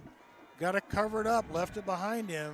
Oh, and the Birds drop it down on the ground. Yeah, we see a fallen Firebird there at the 47. Recovering for the Coyotes, number 46, Christian Cabello. But let's make sure the bird is okay. I'm not quite sure who that is down there. Can you see him on your camera, partner? No, I can't see. It's one of the heavies, one of our linemen. I can see one of the that. big boys down there. Yeah. Jared Williams, great run and fighting for a couple extra yards and just left the ball behind, stripped out of his hands. Could be a big turnover there. Yeah. Got to cover that up. But yeah, he definitely had quite a bit of a nice little run there. And unfortunately, somebody stripped that ball and it got loose, unfortunately. And now Centennial will take over right at their 40-yard line. Right. Tending to the fallen bird. Looks like they're dealing with his right leg or ankle. It's one of the linemen, like I said. Oh, boy. No pressure. Ethan Lee, one of our offensive linemen there. Good to see him up on his own power, walking. That's a good thing. Yes. There we go. No, that's not even Ethan Lee. That's Sardar. That's Sardar Sardar, Aziz. yeah. I'm sorry. Apologize. Look at him moving around now. There we go. All right, defense, got to rise up. Like our Cardinals say, rise up, Red Sea. Let's rise up, Red defense for the Birds here. Let's go. Let's not let them score here. So this is a big defensive outing. Gasca in the flat. Ball's going to be drug in. Jack Witten pops him, and flag flies late across the field here. Interesting. Lindham with the reception. Let's check out that hanky. Might have been some holding on the that other receiver out there, so we'll see. The Zebras talking it over. 10:27 remaining in the contest. 28-28 our score.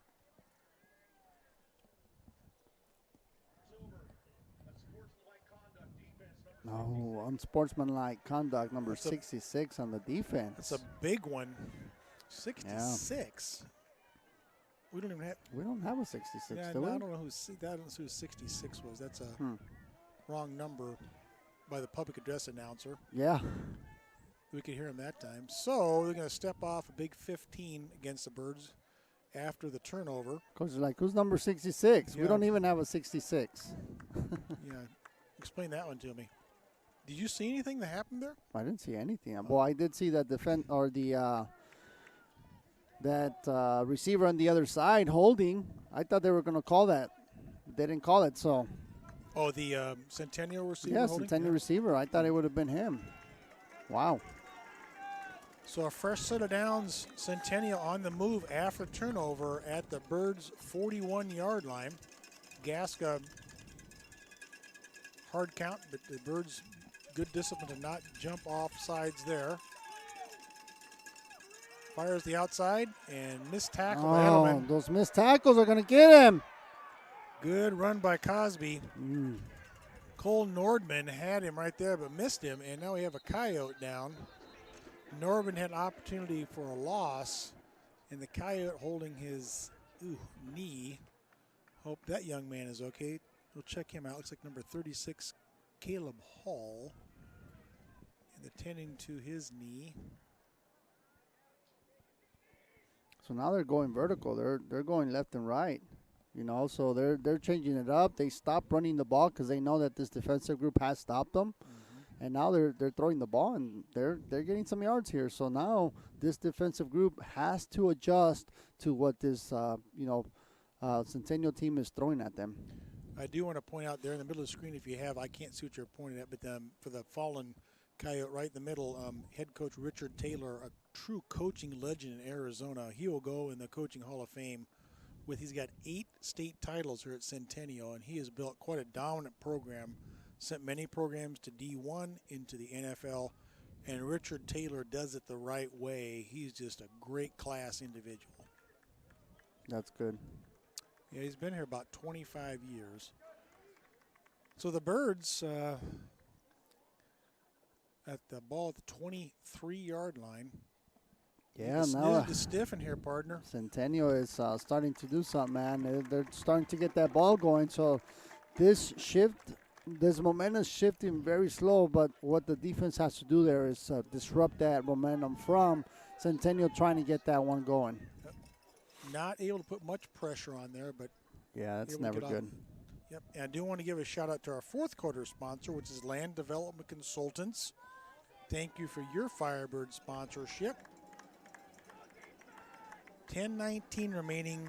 Coyotes on the drive, looking to go ahead again after a Williams fumble laid on the ground, and Centennial looking to capitalize here. Yes, they are. See if they can get something going, or this defensive group can stop them. I think that they got to get a defensive outing here, just like they did in the second down, or in the second quarter. Sorry.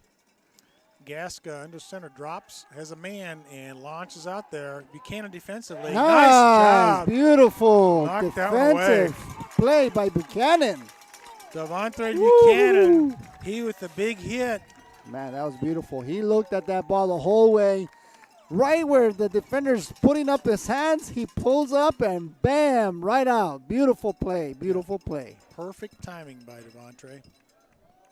Number 12 for the Coyotes, Rashawn Adams, definitely had him beat, but the last minute closed and knocked that away. No harm, no foul. 2nd and 10, ball at the 23.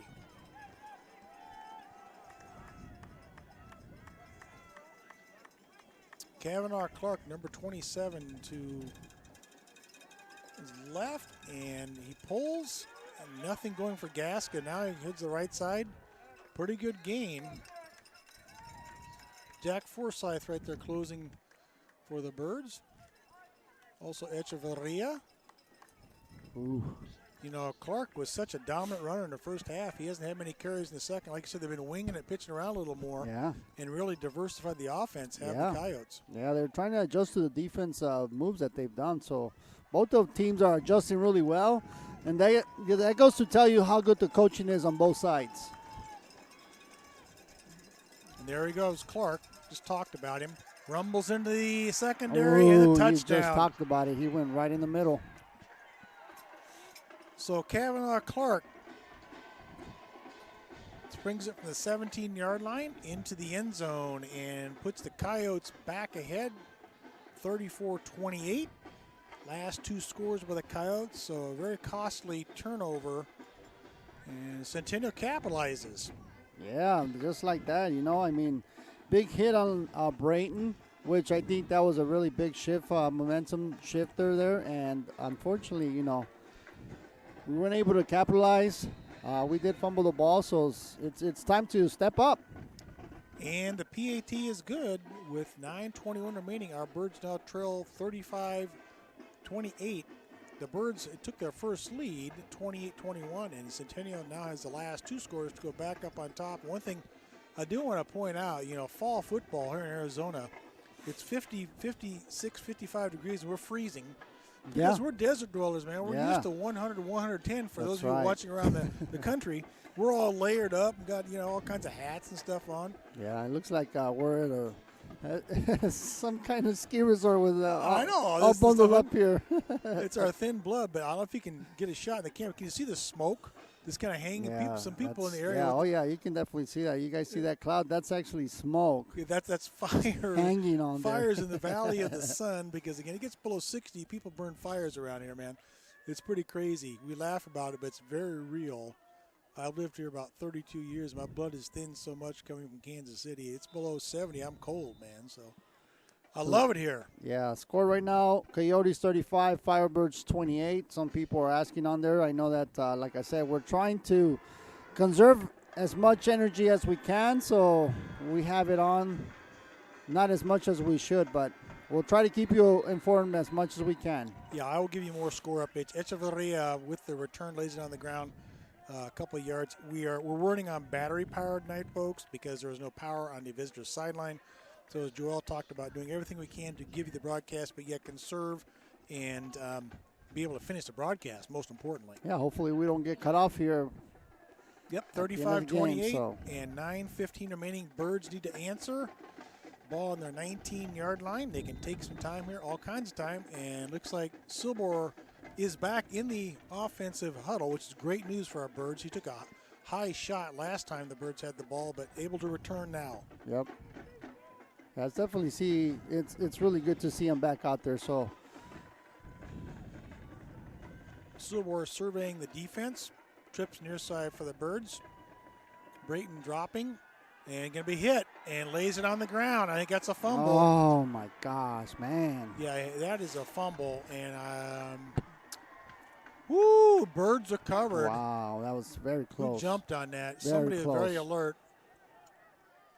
Number 79 looks like jumped Aziz. on it. Yep. Woo, Sardar, way to go. way to keep that Alertly ball. jumping on that ball. Huge loss as Silbor was hit Yeah, laid on the turf. he Go had ahead. somebody wide open, too. Oh, man, that could have gone either direction there, Jay. Wide open receiver. Unfortunately, he got sacked. Oh, man, you hate to see that. 2nd and 18, ball at the 11. Birds down 35-28 with the clock running. 8:20 remaining in the ball game. Brayton gives to Williams. Not much there. Needs to wrap up that ball. It looks like that. Like I said, that momentum is shifting here. Firebirds need a big play. Get this momentum back on their side here, Jay. They got 8 minutes to do so, so there's 8 minutes and counting. Fourth quarter. And They need a big play here. Third and 17, ball on the 12-yard line. We wind under 8 minutes remaining. So what is Coach Barnes going to dial up in a 3rd and 17, backed up in front of their own goalpost? No risk it, no biscuit, but you can't go too much here Yep. and look for a turnover. So we're dropping. Plenty of time, flushed. Going to keep it himself, going to be short of the first down. These And defenders gives it up. go in head first. That's crazy. Nobody open downfield, so the Birds are going to have to punt it away here with 7:20 remaining, down 35-28 to the Coyotes. And the Coyotes will get it back, who scored the last 2 times they had the ball. So it's time for that defense one more time to step it up. If you're going to be a playoff contending team and make a difference, you've got to have plays like this to make a difference. Yeah, Partner. I think that that hit probably rocked Silbor because it was a head-to-head contact. I'm surprised. I'm grateful that he's great, that he's good, he's back up, but I think it might have startled him a little. Ortiz's punt is going to be a short one. Bounces at the 40 and die right there. So a short field for the Coyotes on the Birds 40. It's time for the Birds defense to rise up again. And speaking of rising up, again, our fourth quarter sponsor, Land Development Consultants. Thank you so much. You guys heard me talk about this last week. If you were watching our broadcast, I happen to be a banker, and Land Development Consultants very big involved with financing for land in the Phoenix area. For anything you're looking to do commercial or residentially, reach out to Land Development Consultants. So under center, Joshua Garska. Clark, he had the touchdown run last time he touched it. Yep. Kavanaugh having a big ball game, and I look for them to go back to the ground and try and eat some of that clock up. Yeah, that's probably what they're going to do. They start off with a run right there. They're not showing any kind of throwing. They're up by 7 points, so they have a little bit of a cushion, so they can actually open up their playbook as well when it comes to running that ball here, Jay. 35-28, Birds down, 6:15 remaining, clock winding. Coyotes with the ball and on the move, 2nd and 7.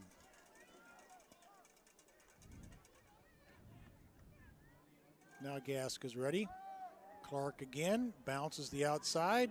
No go there. Nice. Nice tackle across the way. See who that was. It wasn't Shinsky. It was Balducci right there. And once again, Landry Harkless. Great ball game for him. Yeah. Just another junior, too. 3rd and 7, partner. Birds have got to stop them here. Yep. Big play. This could be your play of the game with 5:30 remaining. Down by 7. Shap has got to stop them here. Firebird faithful realize it. Coyotes show trips near side. Gaska's pass. Good. Incomplete. Falls to the turf. So big decision for Coach Taylor here. Woo. 4th and 7. I think they're going to go for it. I think so too, but, well, I guess you have to go for it. You don't want to, not unless you really want to get them backed up, which is going to be tough, not unless you got a really good punter that can, punt a, what they call a knuckleball. It goes straight up in the air, comes down, and it bounces straight up instead of it having a big bounce. So we'll see what they do. Different look here for the Coyotes. Number 32 checking the backfield. Haven't seen him all night long. Bryson Thomas. So if they're going to employ their timeout. Yep, Wildcat package. And timeout's going to be taken by, see who the referee signals here. For the Coyotes, they want to talk about it. 4th and 7 at 38. A different look coming out. I'm surprised that the Birds didn't have to burn a timeout there, but we got to save one of those. Yeah. Which is good. So, partner, what do you think, man? 5-17, 4th and 7. What are you going to do as a defensive call? What are you going to look for? This defense has to stop it right here. This is very big. They have to stop them. And then offensively, we have to score. So they are down by 7 points. It's very manageable. But at the same time, if this Centennial team gets a first down, that can be the dagger that you don't want to have because there is 5 minutes left. Yeah, so they can run that time down if they start running that ball even more. So they have to be very careful here. They got to make sure they can stop them and stop that momentum here so we can turn it around and we can fly into the end zone again here. Just for the tie, too. Looks like the Coyotes showing a punt. Let's see if they actually do that. Dylan Kahn, he's punted away a couple times. You tell everybody, watch the ball. Uh-huh. Keep your eye on the ball. Huh? That's right. Watch the ball. Great point. Jack Witten standing his own 10-yard line. Kahn, and he does punt it away. Interesting. Okay. Well, a little shorter field. That was really short. Outside the 22-yard-ish. Let's see where they come up to. Keep going. Keep going. 20. So at the end of the day, they had an 18-yard punt and gave up a down. I'm not quite understanding that from Coach Taylor's perspective, but I'm a broadcaster, not a coach. Would you have done that for 18-yard gain defensively? No, I would have gone for it. I mean, if you can see this, they probably just got 15 yards on that, 20 at that. But if you're backed up, you give the Firebirds an extra 20 yards. So I wonder if that's how he looked at him. Let's put him back 20, back him up 20 more yards. So I don't know. Overall, let's see if this offensive group can get it going here. All right, Birds down 35-28, 5-11. Need to have a good drive resulting in points here. Yep. Silber back at the helm. Empty backfield. Pass is going to be complete to Nemeth. Cooper breaks a tackle and spins out of bounds. Good job by Cooper. Good for a Birds. First down. Nice first play call there. First time the Birds have gone empty all night long or naked backfield. Like that call. Spread it out. Yep. And same thing again. Minor hasn't been targeted recently. See if he's getting double teamed. Silver, yes, he is. Ball's going to be complete underneath. Jared Williams breaks a tackle. Nice. Wraps Beautiful. the ball. Good for a Birds. First down. Up to the 49-yard line. That shows, like you talked about, that high-flying Birds offense, how potent they can be. And looking to respond here. Again, down 35-28. We wind with 4:50 remaining in the contest, and Birds looking to tie this one up. That's right, Jenny. As you can see, they're making little 10, 15-yard plays, which is what is key here to make sure that they can get back another 7 points. Williams this time with the handoff. Not much running room there. A couple of Coyotes wrapping him up. We've called his name a couple times. DJ Gleish leading the defensive charge. 2nd and 8. 4:20. 35-28 Coyotes up. Birds have got to score, convert the PAT, and then stiffen on defense.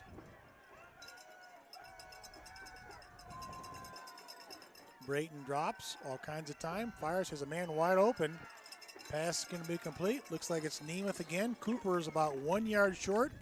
I talked about Cooper earlier. Hadn't been targeted, but now with 4 receptions last quarter, so great third receiver. Yeah. Cooper has good hands. 3rd and 1 coming up. Yeah, they put all the heavy guys on Max Minor, so that's opening it up to everybody else. Mm-hmm. Jared Williams straight ahead has a Firebirds. First down. Wrap up, baby, down to the 35-yard line. And he's wrapping that ball real hard, too, because he learned out of that little fumble. You have to make sure you you got to keep that thing like it's your your heart, man. You just got to hold on to that ball. And he is actually putting the other hand. So he's, running with those 2 hands, which is really good, especially if you're running back. Birds looking for the tying score here, down 35-28. 3:17 remaining. Silver going to be pressured this time. fires wisely out of bounds. Got rid of it because he got knocked down. Yeah, he got knocked down again. Gleesh called his name a lot tonight as another one of the birds. I think it's Aziz again, unfortunately. Sardar trying to play through something, but nope, not Sardar's. It's big number 70. It was number 70, yeah. Yeah, it's TJ Ritter, the gentleman we talked about earlier that had his shoulder injury. Iced him up 2 games ago at Liberty, but came back. And so TJ's down on the field, which gives the offense a kind of a impromptu timeout to huddle around Coach Barnes and discuss some strategy here. 2nd and 10, 35-28, Coyotes ahead. Well, Joel, this has been quite a ball game. We just got to pull this one out, and it's been fun to call this one, partner. Yeah, definitely. I mean, this whole season's been pretty fun, and, it's all about the momentum. It's, one of those laws, the law of Mo. I don't know if you ever heard of it, but law of momentum. You got to get it going, but once you get it going, you can't stop it. So both teams have been going back and forth. That momentum has been on both sides, and it looks like right now, if we can get another one in the end zone, we should be able to get that momentum back. So we got 3 minutes, 12 seconds in the fourth quarter. The Firebirds are halfway, or actually a little bit more, right at the 35-yard line going through. So we got an interesting one here, Jay, that's for sure. And they got to punch this in. Good to see TJ up and moving around at his own power. 2nd and 10 upcoming for our boys in scarlet, red, and white.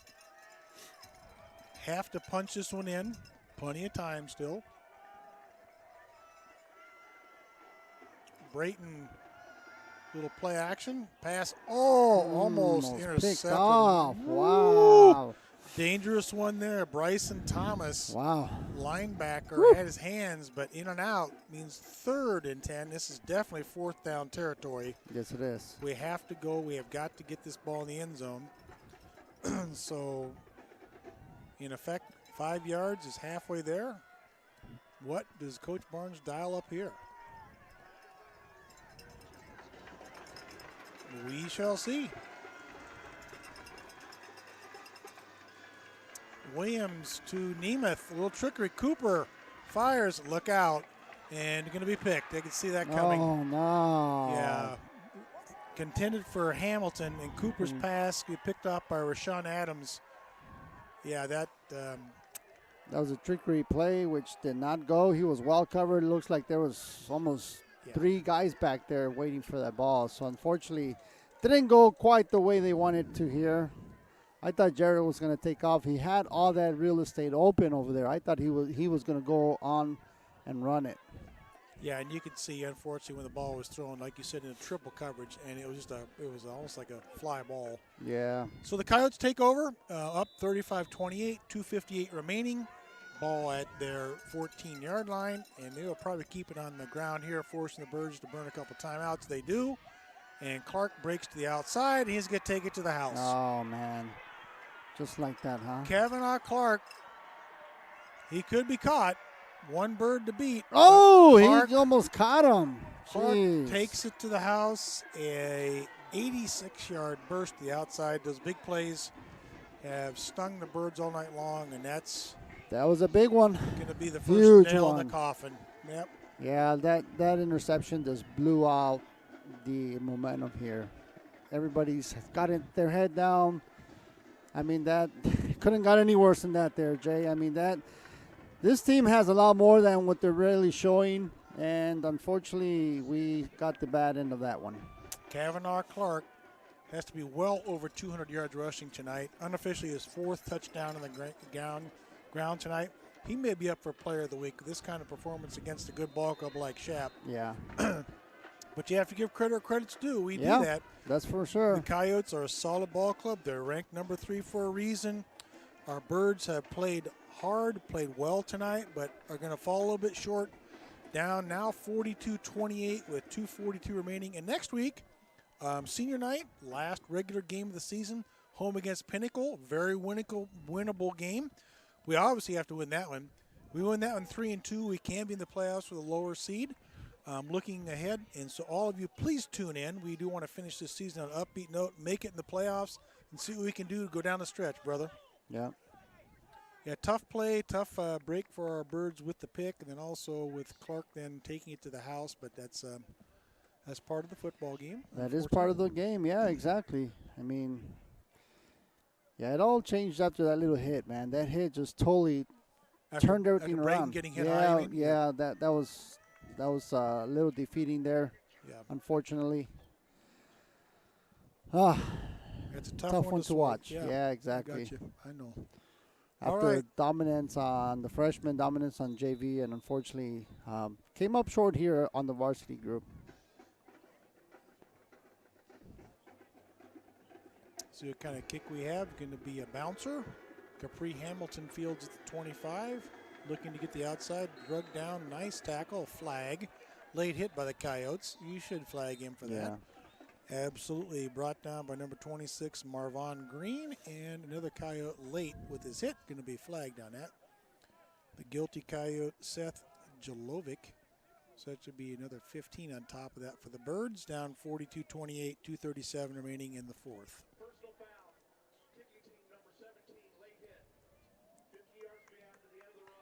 Well, if I'm Barnes, I'm going vertical. Yeah. Got to get some launch. Got to get down there now. Hope for an onside kick. Get in the end zone, onside kick. And, I think at the ASU game at USC last weekend. Yeah, they gave came back. 2 touchdowns. 14 points in the down. last 2 minutes, 13 seconds. Anything can happen. That was crazy, man. That was just crazy. I'm a huge ASU fan. That was a tough loss for our boys in maroon and gold. Yep, exactly. Okay, Silver dropping launches. There we go. Wide open Nemeth. A little bit high. That was a tough ball. I mean, there was 2 defenders in front, 2 in back, so zone coverage there. But yeah, so what he's not doing, he's looking at, he's got somebody in mind already because he's going straight to it. He's not going to the number 1, number 2, number 3, number 4 receivers. You should always have 4 different receivers to go with. You know what they're running. You look at one, you look at the second. You have a lot of time back there. It's just the urgency, I believe, is getting to him. Yeah. That shows the strength of his arm. Yeah. Oh, yeah, definitely. Cannon for an arm. Brayton, 40-yard line. In a hurry now, being flushed, going to be chased. Got to get rid of it, Brayton. Out. Look out. And oh, man. Caught from behind, and his arm was going forward. Gleesh again. We have called his name a lot tonight. Oh, and man, Brayton's they took him down again. Yep. Head Across first.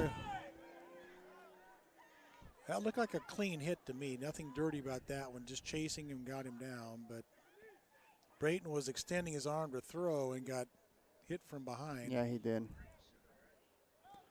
It looks that's not good. Yeah, the Firebird fans wanting the flag. It looked pretty clean to me from what I could see. I don't know what you saw, partner. Yeah, I saw it really close, and it looked like he went head down first.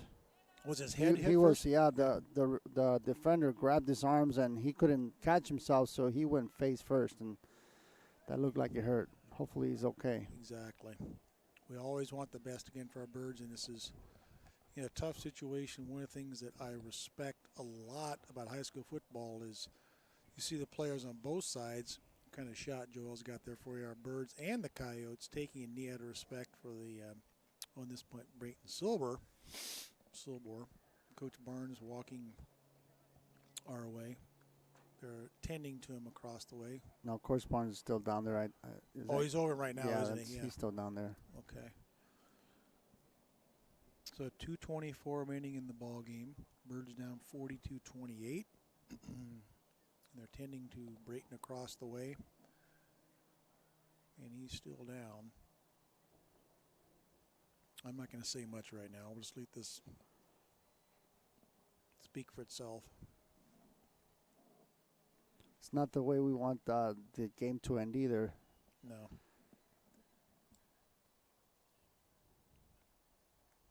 Birds have fought long and hard tonight against a very good ball club, and they're right there with them. I can see the 45-yard line, a couple of brothers in arms over here, Max Miner and Jared Williams, kind of embracing each other, holding each other. I know are very close with Brayton. And Max now walking this way, one of the captains.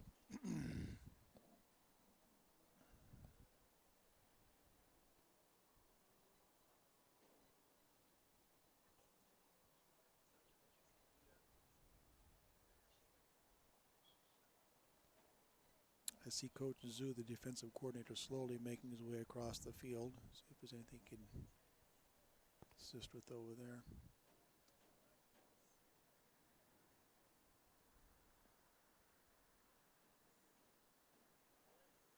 I got Brayton rolling over on his back. Looks like. Do you have him on your screen? I can't see what you've got. Is it?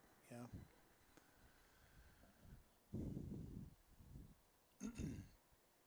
Certainly hope and pray for the best for Brayton here. Yeah. And his family. He's all right. He's definitely taking some shots tonight. Yes, he has.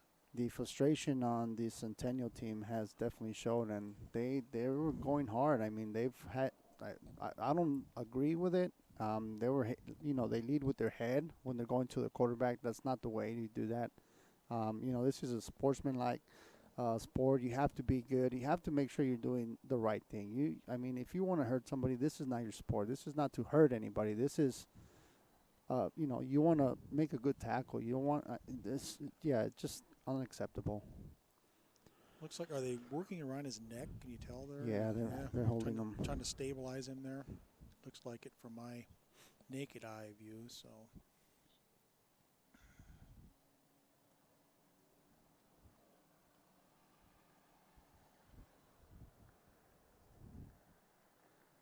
Yeah, they're describing how he landed.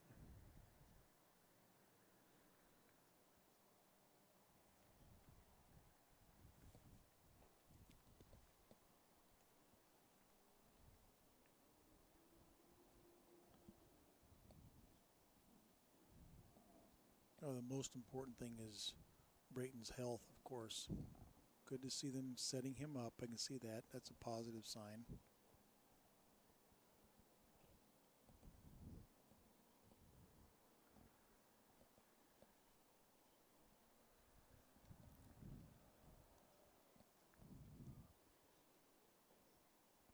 Okay, he's sitting up, so that's good. Mm-hmm.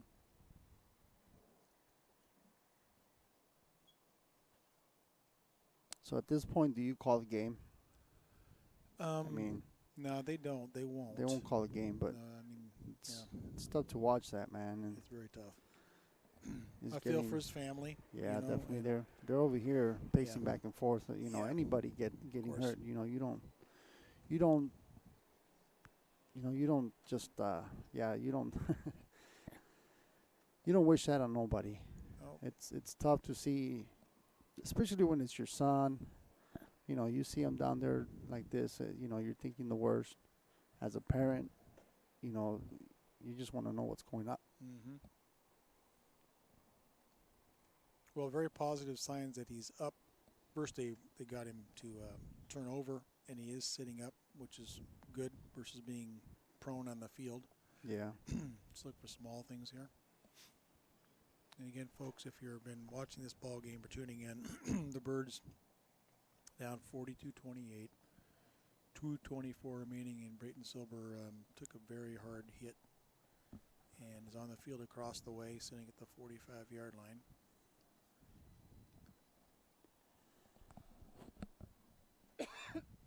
This is where if we weren't live, they'd go to a commercial break, but we're live and we continue to stream, so. Yeah.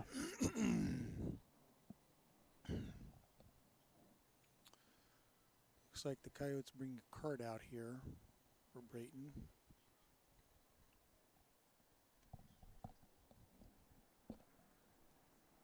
In the meantime, backup quarterback Miles Vanden Heuvel, you said is the way you pronounce that? Vanden Heuvel? Vanden Heuvel. Vanden Heuvel.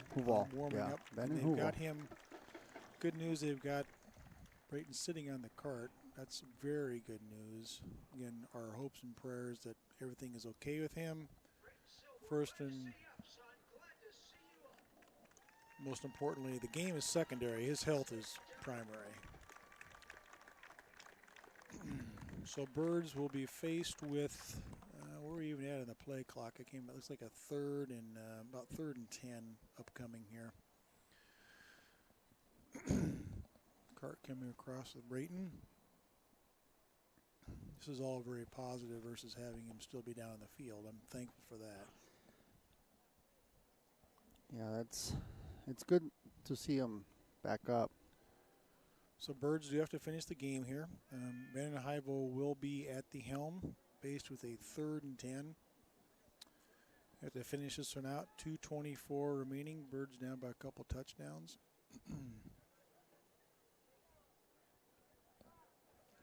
And Vandenhuyvel's thrust into it. They still got to fire away. Yeah. To try and win this game. You know, there's nobody better right now than Miles. And you know what? He's done a great job with the JV team. They haven't lost either. So I mean, this is a great backup. All right, Miles at the helm. 40-yard line, 3rd and 10. Dropping, fires, pass is going to be picked off. Oh, picked off. At the 42-yard line, and right at midfield stripe, the Coyotes take over. That's going to pretty much seal this one, unfortunately, at the 2:13 mark. And I'm sure the Coyotes will have a couple running plays or victory formations. First and foremost, we hope that Silber is okay. Brayton's sitting down at the trainer's table. It appears they're checking him out. Possibly concussion protocol or something like that. I don't want to get ahead of myself and see what that's all about. Yeah, he's taken quite a bit of a beating today. They were here for blood. They, you know, like I said, that's not the way to play, but they were here for blood, man. And unfortunately, they took one of the weapons that the Firebirds has, which is Silber and his amazing arm. So yeah, it's sad to see that. Yep. So the Coyotes up 42-28, ball on the 50-yard line. Joshua Gasca hands off to Clark, who's had a monster game. Going to be drugged down at the 45-yard line, gain of 4. Bring up a 2nd and 6. We roll with 2 minutes remaining in the ball game. Again, thank you for our 4th quarter sponsor, Land Development Consultants, and also our sideline sponsor, WM Grace. Appreciate your sponsorship all season long. And next week, partner, we talked about not that long ago, regular season finale, senior night at Shaptown against the Pinnacle Pioneers. Got to win that one to make the playoffs and continue this trek in 2020. Yep, exactly. All right, 1:30 remaining, and Gasca hands to Clark again. And he breaks a tackle, and he's headed towards the end zone again. And Jack Witten, last man to beat, and he's drugged down just short of the goal line. And so it looks like the defense just, you know, ain't doing anything else. I'm going to say this right now. If I'm Coach Taylor, I'm going to have some good sportsmanship. I'm going to take a couple knees. Yeah. There's no reason to run up a score here. Yeah, there's no reason. I'm going to put that out there. Yeah. You don't need to punch this in. You're up already. Yeah, yep. I mean, you're not showing anything else off. We know that you guys, you know, came here and, you know, played rough, took out the quarterback. Unfortunate, you know, that's, you know, there's a lot of, like I said, I saw a lot of these kids tackling hard, and unfortunately they were tackling, you know, like I said, they weren't form tackling. They were tackling to hurt somebody. So now there's a little class. I talked about Coach Taylor being a Hall of Fame coach, and it took a victory formation. They could have gone for it, but they did not.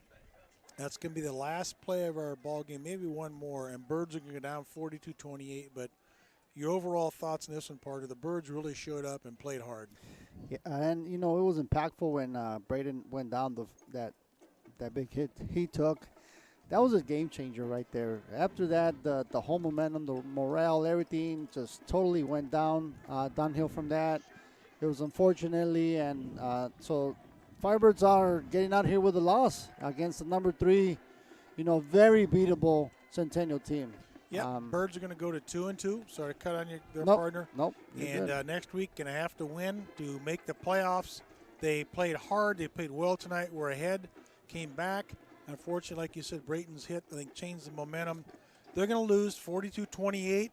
Jay and Joel, any final thoughts before we sign it off, partner? I'll just keep it to myself here, Jay. But Thank you guys for tuning in. We did everything we can tonight to bring you the game. We're running out of battery today, so we are glad to be able to bring you this game. Unfortunately, it didn't go our direction, but we'll be back next week, and hopefully we can squeeze into the playoffs. All right, from Centennial High School, Peoria, Arizona, our final score, the Coyotes 42, our Birds 28. Jay and Joel saying good night.